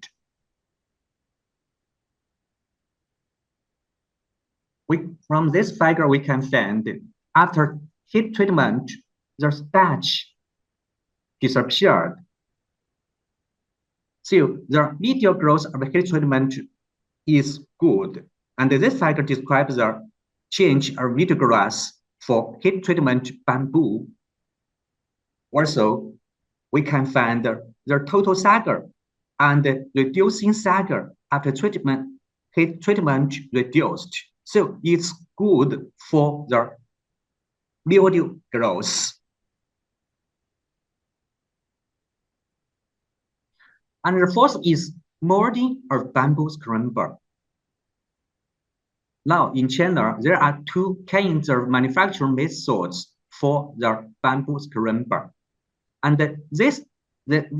is for the cold pressing. And we can find the first is weaning and assembling. Then we did it by cold pressing.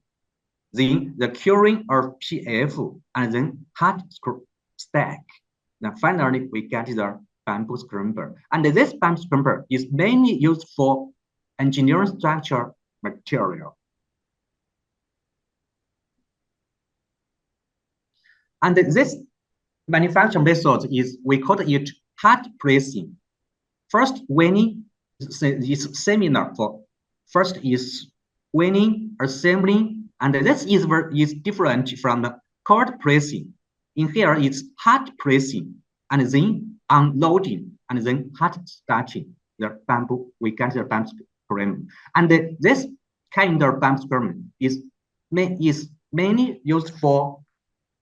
bamboo flooring, decorative material, etc. So finally, we introduce application of bamboo scramble. And this bamboo scramble is mainly for the outdoor flooring.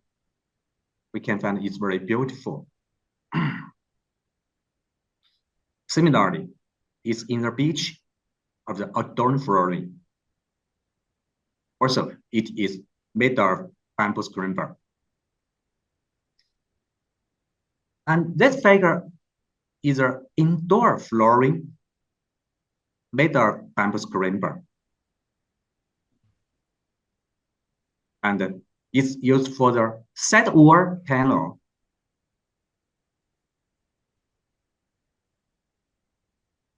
And also, this figure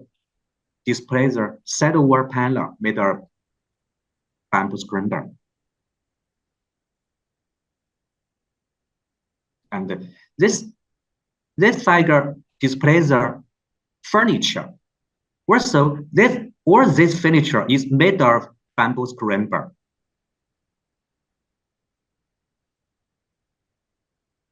And finally, we can find that the bamboo scrimper is used for the construction. This is the toilet. In this case, so now the bamboo scrimper is very popular in China, and the bamboo scrimper products is sold in China, Asia, and Europe, American, and so on. So that's all my presentation. Thank you for your attention. Thank you very much. Thank you very much for your information, Associate Professor Dr. เหอเวนท่านอาจารย์เหอเวนค่ะได้พูดถึงเทคโนโลยีนะคะในการผลิตไม้ประสานนะคะซึ่งท่านได้อธิบายนะคะถึงขั้นตอนการผลิตตั้งแต่ในส่วนของขั้นตอนการเตรียมวัตถุดิบการบดนะคะการใช้เทคโนโลยีในการให้ความร้อนนะคะโดยการให้ความร้อนเนี่ยจะต้องให้ความร้อนในพื้นที่ที่มีออกซิเจนต่ำหรือปลอดออกซิเจนนะคะใช้การให้ความร้อนเนี่ยประมาณ160ถึง220องศาเซลเซียสใช้เวลา 2-8 ชั่วโมง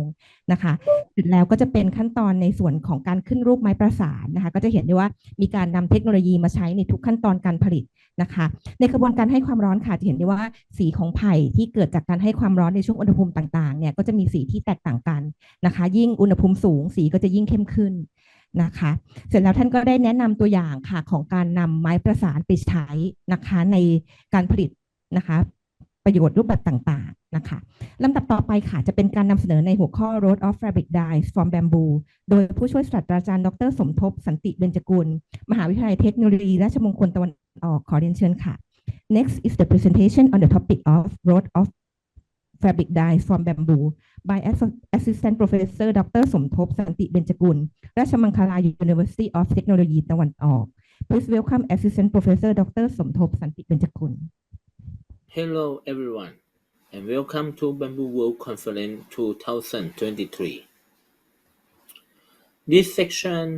is talking about load of fabric dyes from bamboo. My name is Assistant Professor Dr. สมทบสันติเบญจกุล or nickname อาจารย์น็อต My university is ราชมังคลา University of Technology ตะวันออกชลบุรี Province Thailand. In 2020, my boss Anand Pusetigun invited my team to Surin to Confernce Bamboo Garden and Tour to solve one problem in bamboo community. This problem is about the fabric dyes from bamboo. At the beginning of this project, I think the obtained color was extract is green color that is similar to bamboo leaf.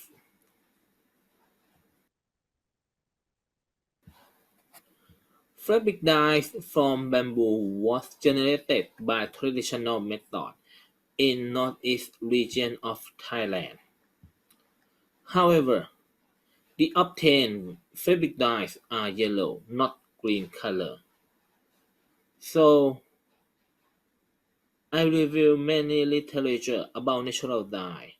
and try to apply with new extraction methods based on traditional culture. So,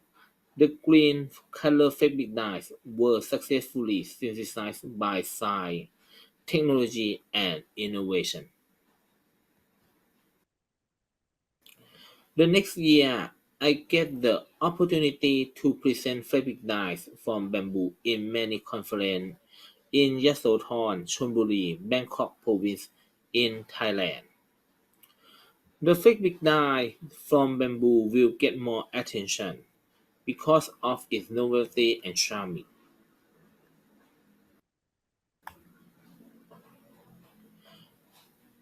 In 2022, I collaborate with Lahan community in Rayong province to develop dyeing cotton with fabric dyes from bamboo. I found that cotton blend with pineapple fiber about 30% was dyed and it has a dark green color than pure cotton. The green cotton weaving was forming to new product that generate revenue for the communities. This time,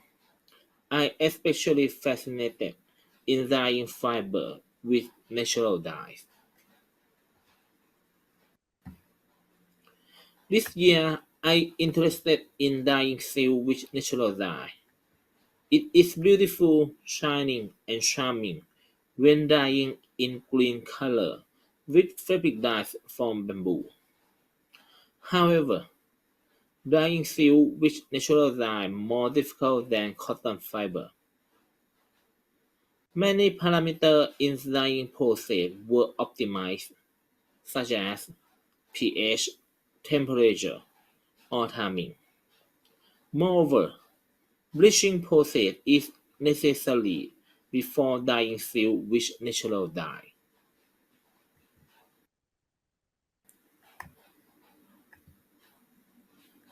Until now, bamboo leaf has a high potential as new resource to produce a natural green dye.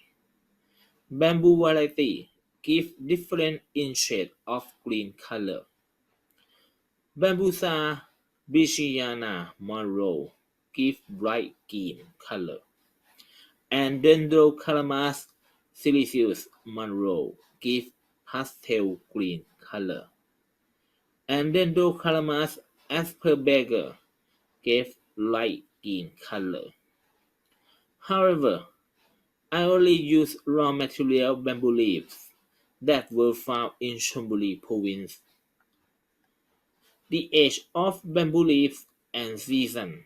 affect two shades of green color from bamboo.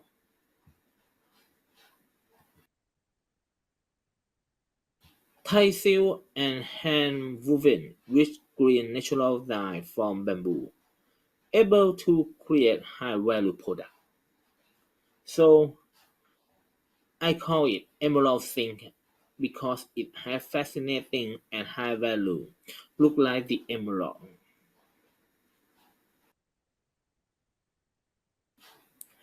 I push the new startup company with fabric dye from bamboo. I hope this natural dye is one of provincial identity because bamboo were utilized in many trading in Chonburi province. So many thanks for the opportunity for my provincial governor, Mr. Thawachai Sithong, for supporting fabric dyes from bamboo.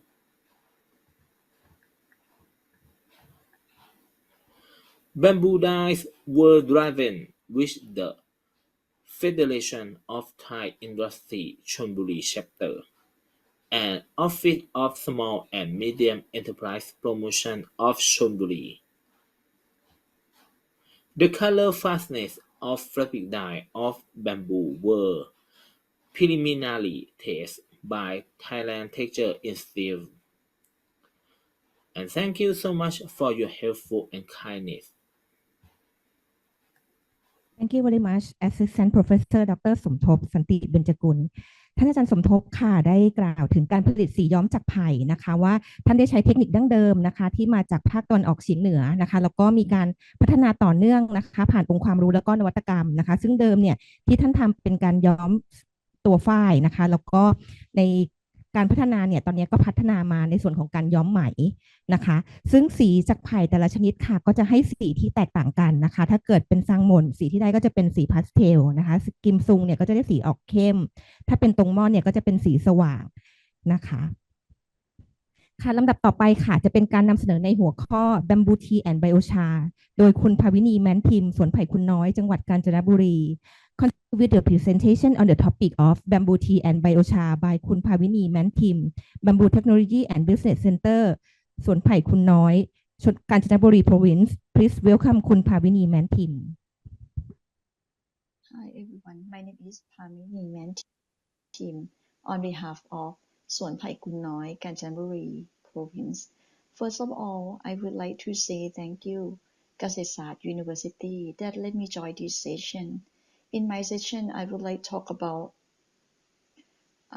bamboo leaf tea and bamboo charcoal. Hi everyone, my name is Pavini Mantim on behalf of Suan Phai Kun Noi, Kanchanaburi Province. First of all, I would like to say thank you, Kasetsart University, that let me join this session in World Bamboo Day in Thailand 2023. In my session, I will talk about bamboo leaf tea and bamboo charcoal. Then let me introduce our farm. Our farm located in Kanchanaburi, Thailand, from the research the property of 5 bamboo species in Kanchanaburi, we found that Pai Sang Mun can be beneficial from leaf, stem, and bamboo shoot, and have the most antioxidant species. That is the reason why we mainly plant Pai Sang Mun in our farm. Next, I will talk about the benefits of bamboo leaf. Bamboo leaves are a rich source of bioactive compounds such as silica, flavonoid, phenol, amino acid, and dietary fiber, and these bioactive compounds have rich antioxidant activity that have potent health promoting benefits. And bamboo leaf contain 20% of silica, and this the compound promote hair and nail and skin healthy. Moreover, contain flavonoid, phenol, vitamin C and E. All these vitamins can slow the process of aging and protect your body from virus and diseases. And another is dietary fiber. Also, it played an important role in balancing the sugar level in the body and balancing body cholesterol. Bamboo leaf can be very good source of natural and antioxidant in the form beverage. The extract of bamboo leaf is said to be a high promoting anti-diabetes and anti-breast cancer. The water extract of bamboo significantly reduce fatty acid, induce lipotoxicity and high-fat diet, as well as in hypoinsulinemia and hyperglycemia. Bamboo leaf is a food containing health-giving additives and have medicinal benefit. In our shop, we have observed that the repurchase of bamboo leaf tea mainly come from the buyers that have the problem in diabetes and obesity. This is all product of bamboo leaf tea that we produce and launch in the market. Another part, I will focus on the concept that we produce bamboo charcoal. Main processing concept is zero waste. In circular economy model, we produce bamboo charcoal from the bamboo timber waste we call bamboo joint. The age of this timber is 3 years up. We burn it at high temperature, turning to be bamboo charcoal. We put dry bamboo joint in the oven at temperature range from 600 to 1000 degrees Celsius. Bamboo charcoal have an exceptionally high surface area and work extremely well as a purifier, deodorizer, and dehumidifier, rather than being used as fuel,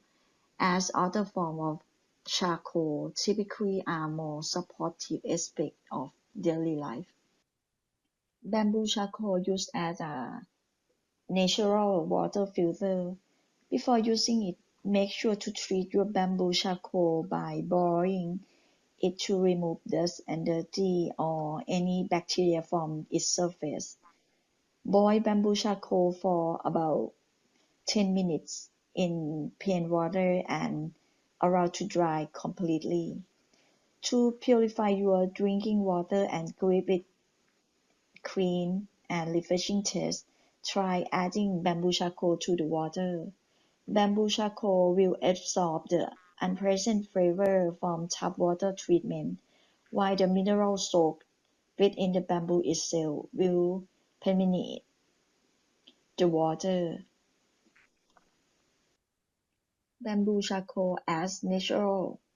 water filter. By using it, make sure you treat bamboo charcoal by boiling it to remove dust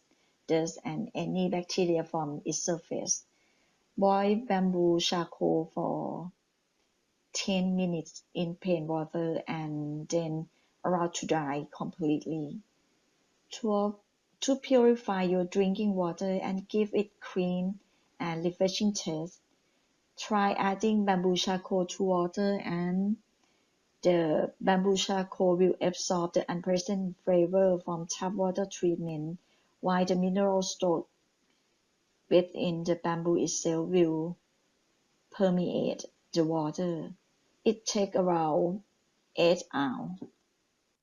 Bamboo charcoal used as natural water filter. Before using it, make sure to treat your bamboo charcoal by boiling it to remove dust and any bacteria from its surface. Boil bamboo charcoal for around 10 minutes in plain water and then allow to dry completely. To purify your drinking water and keep it clean and refreshing taste, try adding bamboo charcoal to water around 8 hours. The bamboo charcoal will absorb the unpleasant flavor from tap water treatment, while the mineral stored within the bamboo itself will permeate the water. The another benefit of using bamboo charcoal, using for cooking lights. Place charcoal on the top of your light in your rice cooker before you turn it on. The heat from the rice cooker will cause the charcoal to emit infrared, which will cook your rice more eventually. The mineral from the charcoal will soak into the light, making it glossier, glossier, glossier, glossier, glossier, glossier, more glutinous and smooth. Make it more glossier and smooth. The another benefit of using bamboo charcoal, by using for the cooking lights, place charcoal on top of your rice in your rice cooker before you turn it on. The heat from the rice cooker will cause the charcoal to emit infrared, which will cook your rice more eventually. The mineral from the charcoal will soak into the light, making it glossier and smooth. For washing vegetables and fruits, you can use bamboo charcoal powder around 1 tablespoon. Dissolve in water around 3 liters. For soak fruit and vegetable for 20 minutes.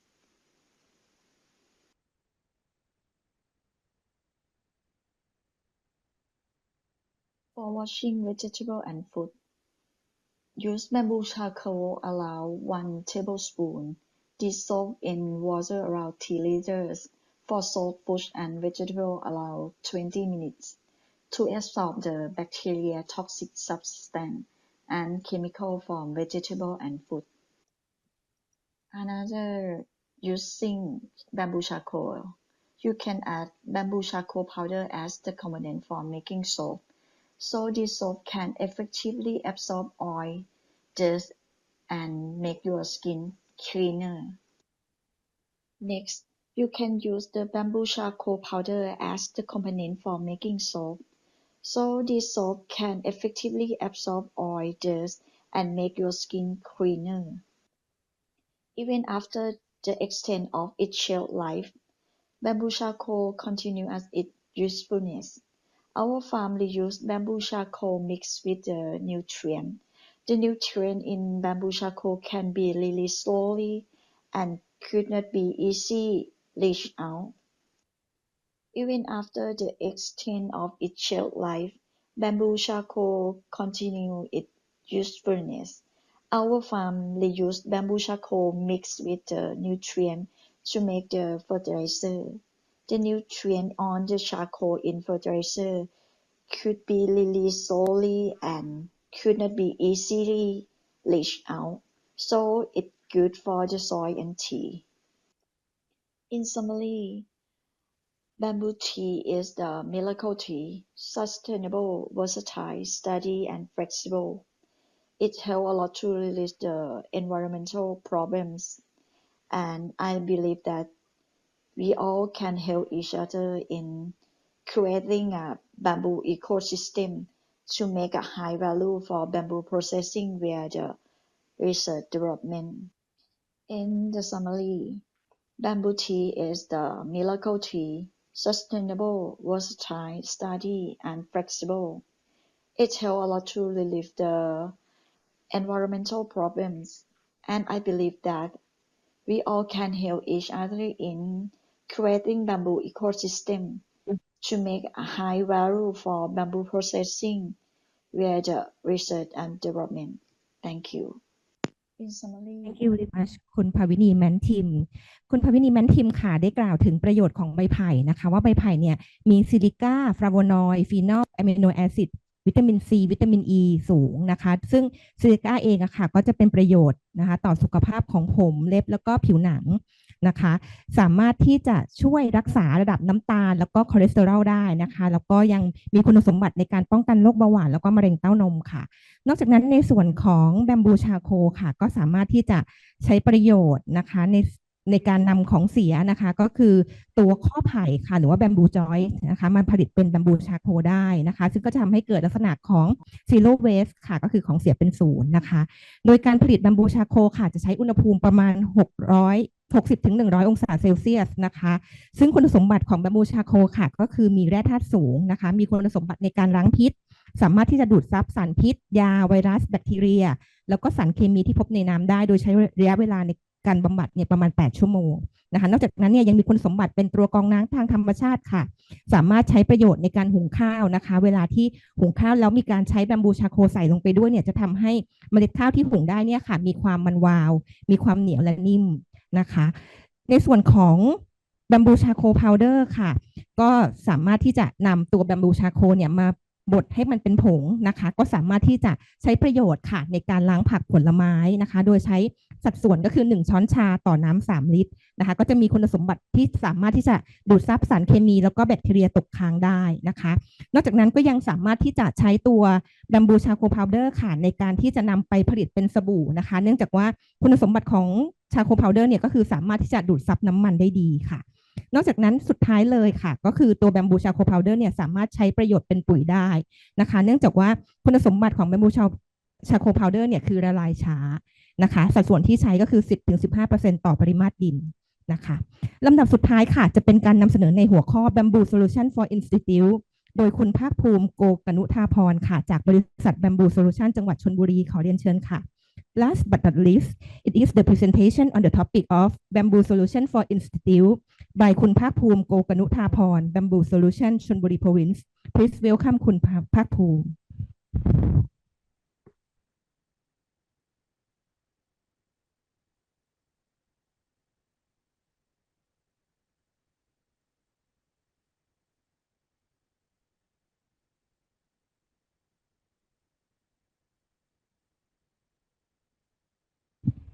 Okay, good morning, everyone.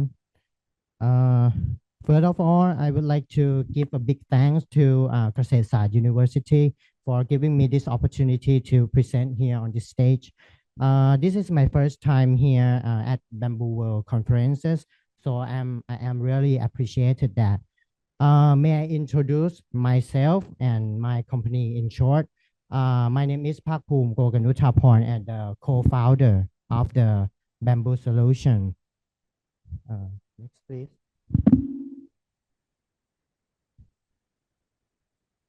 We are the bamboo grower. We do the plantation at approximately about 120 acres. We also we plant 4 variety species of bamboo, which all of them are the wood utilized species. And we also the manufacturers for the bamboo treatment process by using the boric and borax acid as an activated ingredients.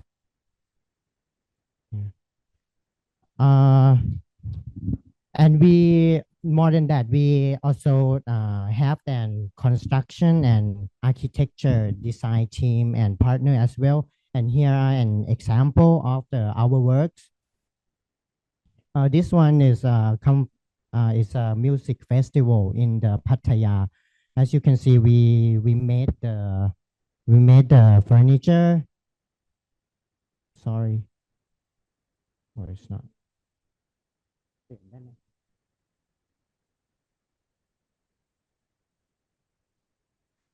Sorry for technical problem.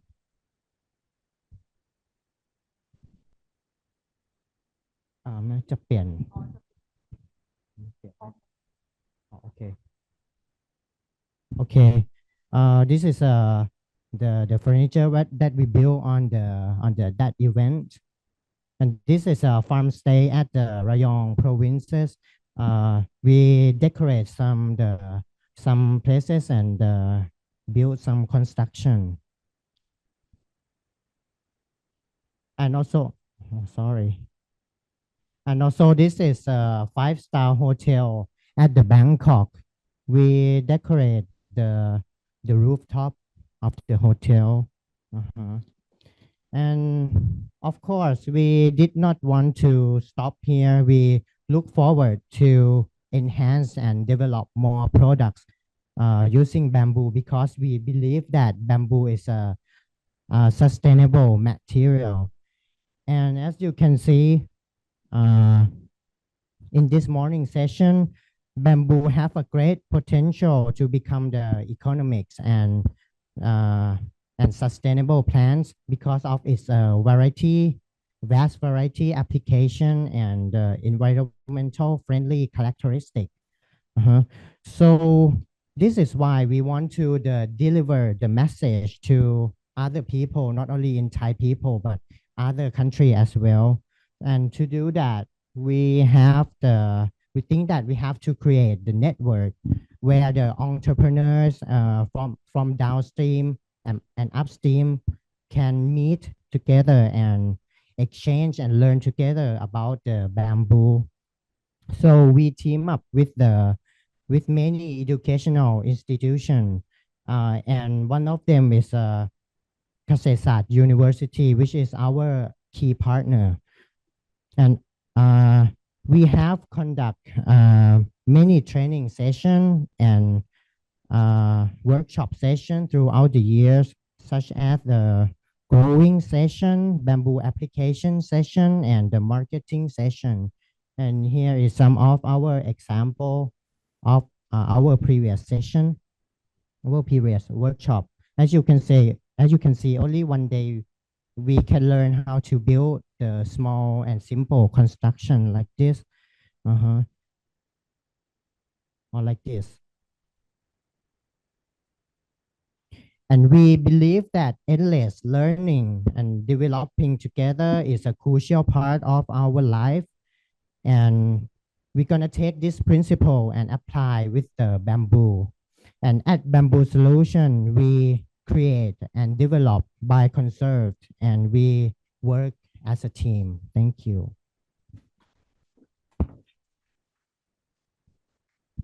Thank you very much คุณภาคภูมิค่ะ Lady ขอเสียงปรบมือให้วิทยากรและผู้นำเสนอทุกท่านด้วยนะคะ Ladies and gentlemen, please give a round of applause to our keynote speaker and all presenters. ลำดับต่อไปค่ะจะเป็นการถามตอบประมาณ10นาทีค่ะหากท่านไหนมีคำถามขอเรียนเชิญค่ะ Ladies and gentlemen, now we have come to the Q&A or discussion section. I will open the floor for the question and answer for 10 minutes.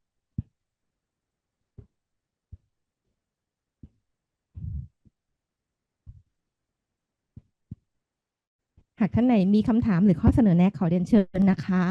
If anyone have any question, you can raise your hand and ask the question.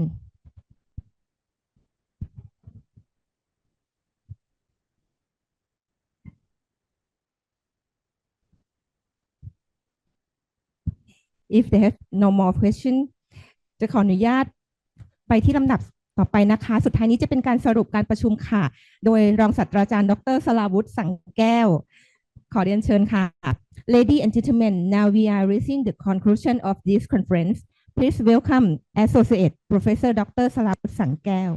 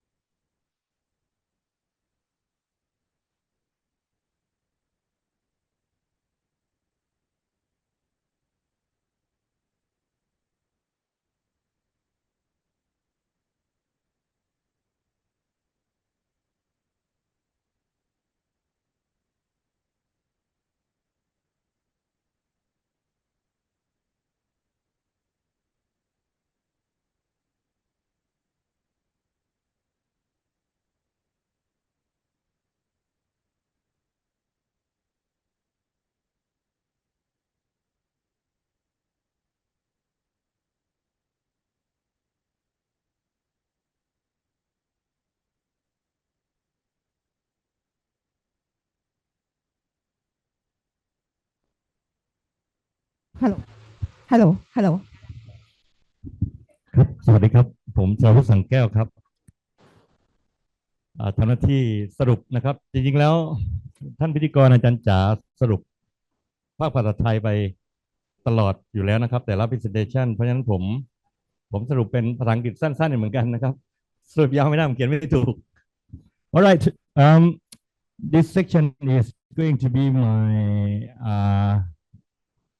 responsible for to conclude our event on the World Bamboo Day today for the conference today, right? And I think everyone knows that today is actually the World Bamboo Day that every countries around the world, especially those countries that have the bamboo resource in their own country, they are celebrating the World Bamboo Day. Actually, not only those countries that have the bamboo in natural forest, but the countries like some countries in Europe, they also celebrate the event. As you can see from the talk of the Chonburi provincial governor, Mr. Thawatchai Sitong, sorry, can I have my glasses? And he agrees that the bamboo is the group of plants that can provide multiple purposes of use and can actually generate high income as well. And he also support that the bamboo can play the major roles for Thai community, particularly in Chonburi province. As you can see here, the Panasnikom Handicraft Center, or like in the case of Khao Lam Nong Mun, right? And after that, Assistant Professor Dr. Nikom Lamsak, the Vice President of Innovation and Social Engagement of Kasetsart University, he also reiterated that how the usefulness of the bamboos are. He also told us that Confernce University, which is now regarded as the knowledge of the land, the university has the formal educational programs and also innovation and technologies and a lot of training programs that is kind of ready and waiting for you and waiting for the bamboo sector to use our facilities. And we are working this in the concept of K-Universe through the platform called the Premium at KU. And we hope that this is going to promote the well-being and the lifelong learning of Thai community and also the world community, actually. And after that, Professor Sak Wantongchai, the Dean of Faculty of Forestry, Confernce University, he also support that how important the bamboo is and how bamboo can deal with the BCG models that can shift our country to be in the higher level. But the thing is that we are still lacking of the policy, the policy from government side to support. Nowadays, the bamboo industry has been run by the private sector in particular, but very little from the government side. But today we think this is the very good start, like in Chonburi province, because we have government sector to join us now. And the Faculty of Forestry are ready to serve or to help in different aspects, like in terms of bamboo ecology, bamboo silviculture, bamboo engineering, and also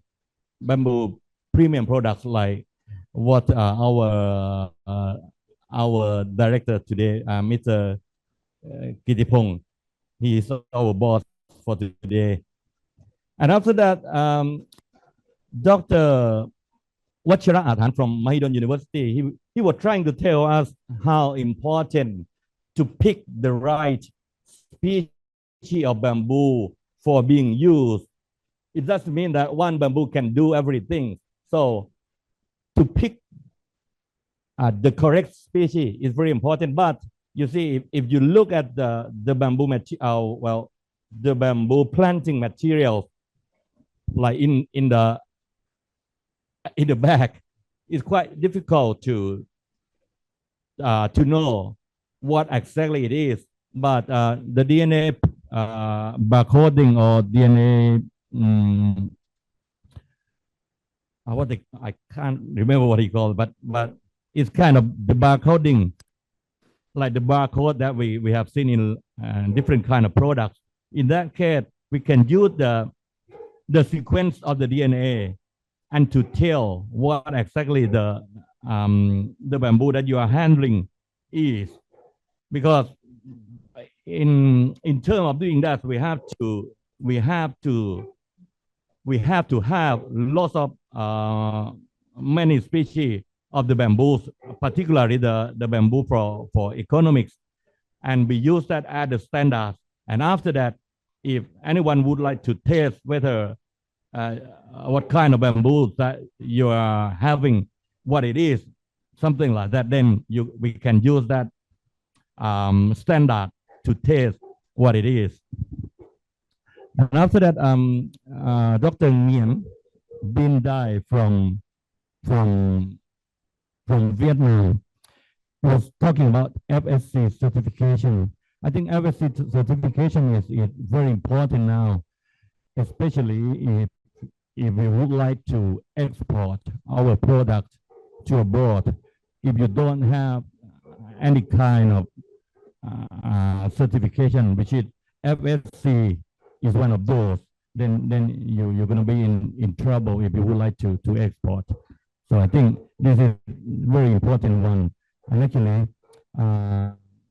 for the bamboo plantations, we have to do something like this as well.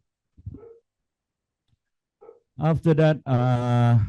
three of them, Mr. Comgret Boriboon, he's the main host of us for us today. Thank you very much again, Mr. Comgret. And Dr. Rasa from Burapha University and Dr. Song Thop Santi Benjakul, who is the number one in bamboo leaf fabric dye. They were showing us about how long the bamboo handicraft and bamboo dye have been fixed with Thai community, and how beautiful or how precious the bamboo handicraft is. They have been promoting local wisdom through innovative products design. Actually, from my point of view, I think Thai handicraft is definitely among the best handicraft in the world, if not the best. And I think if we walk on the patch of bamboo handicraft, we can be, this is one way that we can be the leader in the world market. You know, handicraft is probably the easiest way and the very powerful way for the bamboo industry in Thailand. After that, Professor Hewen from China, he was telling us about what he called the scrimber bamboo, which is the new technology of bamboo engineering material.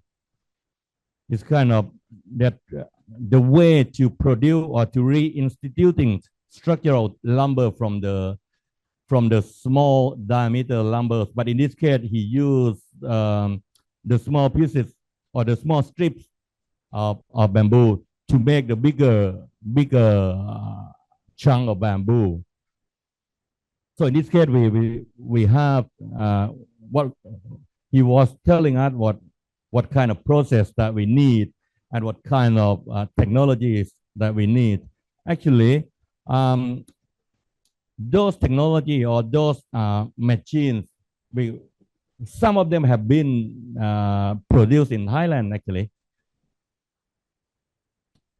And after that, Miss Pavini Mantim was showing us about products from her business about the bamboo leaf tea and bamboo charcoal. Can't believe it, isn't it? Even the leaves of bamboo is still very useful, like useful for your hair, your nail, your skin, and also the waste from bamboo gum can be also burnt to make the charcoal, which is not only used for cooking, but also that kind of charcoal can be used for anything else, like was that the filter for the water, or the filter for air condition, for example. And also the advantage of the bamboo charcoal is better than other kinds of wood, because the surface of the bamboo itself is higher than other kind of solid wood. And after that, the last speaker was Mr. Park Poom from Bamboo Solution. This is all we can say our players that is waiting for every sector for bamboo can work with them, you know. So thank very much again, Mr. Park Poom, for providing that. He was telling about what he has been doing for his business. Everything is about bamboo, like bamboo growing, bamboo gum preservation for construction, and also doing some architectural design as well. Now I would like to bring your attention a little bit to the SDG, the idea that has been launched by the UN. If you think carefully, you will see that bamboo can serve to achieve at least what I can say, at least 6 goals from the total of 17 goals of the UN. The first one is the goal number one. The world would like to end the poverty in all its forms everywhere in the world. So bamboo can serve for that, like for food, for construction, and also for generate income by working with bamboo. The second is the goal number two, talking about zero hunger. And the world would like to end the hunger to achieve food security and improve nutrition and promote sustainable agriculture. I have heard that in this province in Chonburi, we also would like to replace some kind of plants to be bamboo as well. So like you can see, bamboo can help to achieve the zero hunger in this case. And the goal number three is the good health and the well-being. The UN would like to ensure the healthy life, and promote the well-being for all at all ages. The goal number 7, affordable and clean energy. As you can see, or some of you may have known that bamboo can be used for the for electric generation, or to use as the biomass. So in this case, we can have the clean energy for utilization. So this is the goal number 7 that we can achieve by having bamboo. And the next one is the goal number 13, talking about climate action. This is the UN would like to take urgent action to combat the climate change and its compacts. So as you can see, if you grow the bamboo, then the bamboo can stock the carbon in its combs. In that case, it's a very simple example to explain how can bamboo help to stop the climate change. And the last that I can think of is that the life on land, the goal number 15, to protect and to restore and to promote sustainable use of terrestrial ecosystem, sustainably manage forest, combat desertification, and halt and reverse land degradation, and halt biodiversity loss. The bamboos that the group of plants that we are working on can help to achieve these goals. And also, as you know, that we also have the BCG models in Thailand that bamboo can help as well. And the most important thing that I would like to conclude here is that I think 4 sectors should be going together: industries, innovation, tourism, and community. The bamboo industry accompanied with innovation from like government sectors like the university, the Ministry of Industry, Ministry of Commerce, and private sector can be facilitate different opportunity, especially tourism. And then this will end up with creating the revenue and lead to the well-being of the communities eventually. So four was that I would like to have for this event: industry, innovation, tourism, and community. Is that correct? All right. And now, thank you very much for all of you, and we wish you all the best and hope to see you all again next time. Thank you very much. ขอบพระคุณท่านรองศาสตราจารย์ดร.สราวุฒิสังแก้วค่ะแขกผู้มีเกียรติผู้เข้าร่วมประชุมทุกท่านค่ะการประชุมได้เข้ามาถึงช่วงเวลาสุดท้ายแล้วนะคะหวังเป็นอย่างยิ่งว่าการนำเสนอในการประชุมครั้งนี้จะให้ข้อมูลที่เป็นประโยชน์กับทุกท่านนะคะท้ายนี้ขอเรียนเชิญว่าที่ร้อยตรีสราวุฒิกรจิราเจริญเป็นผู้กล่าวปิดการประชุมค่ะขอเรียนเชิญค่ะ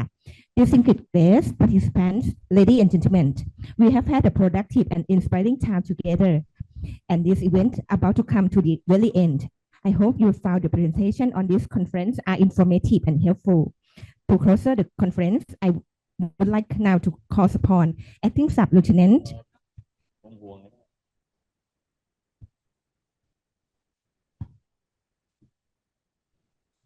สราวุธกรจิระเจริญพนัสนิคม District Chief to present us with the closing speech and ceremony. Please welcome คุณสราวุธ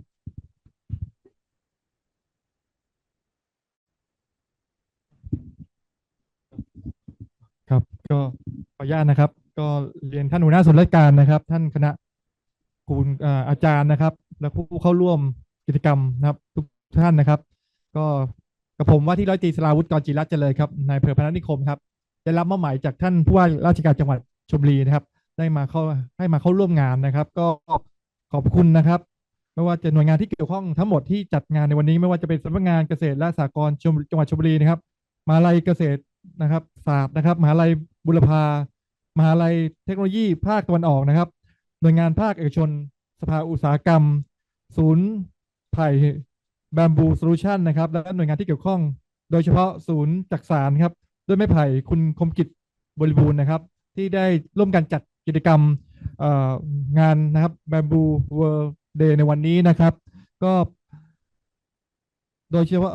อำเภอพนัสนิคมครับโดยจังหวัดชลบุรีเราครับโดยอำเภอพนัสนิคมนะครับก็มีประวัตินะครับ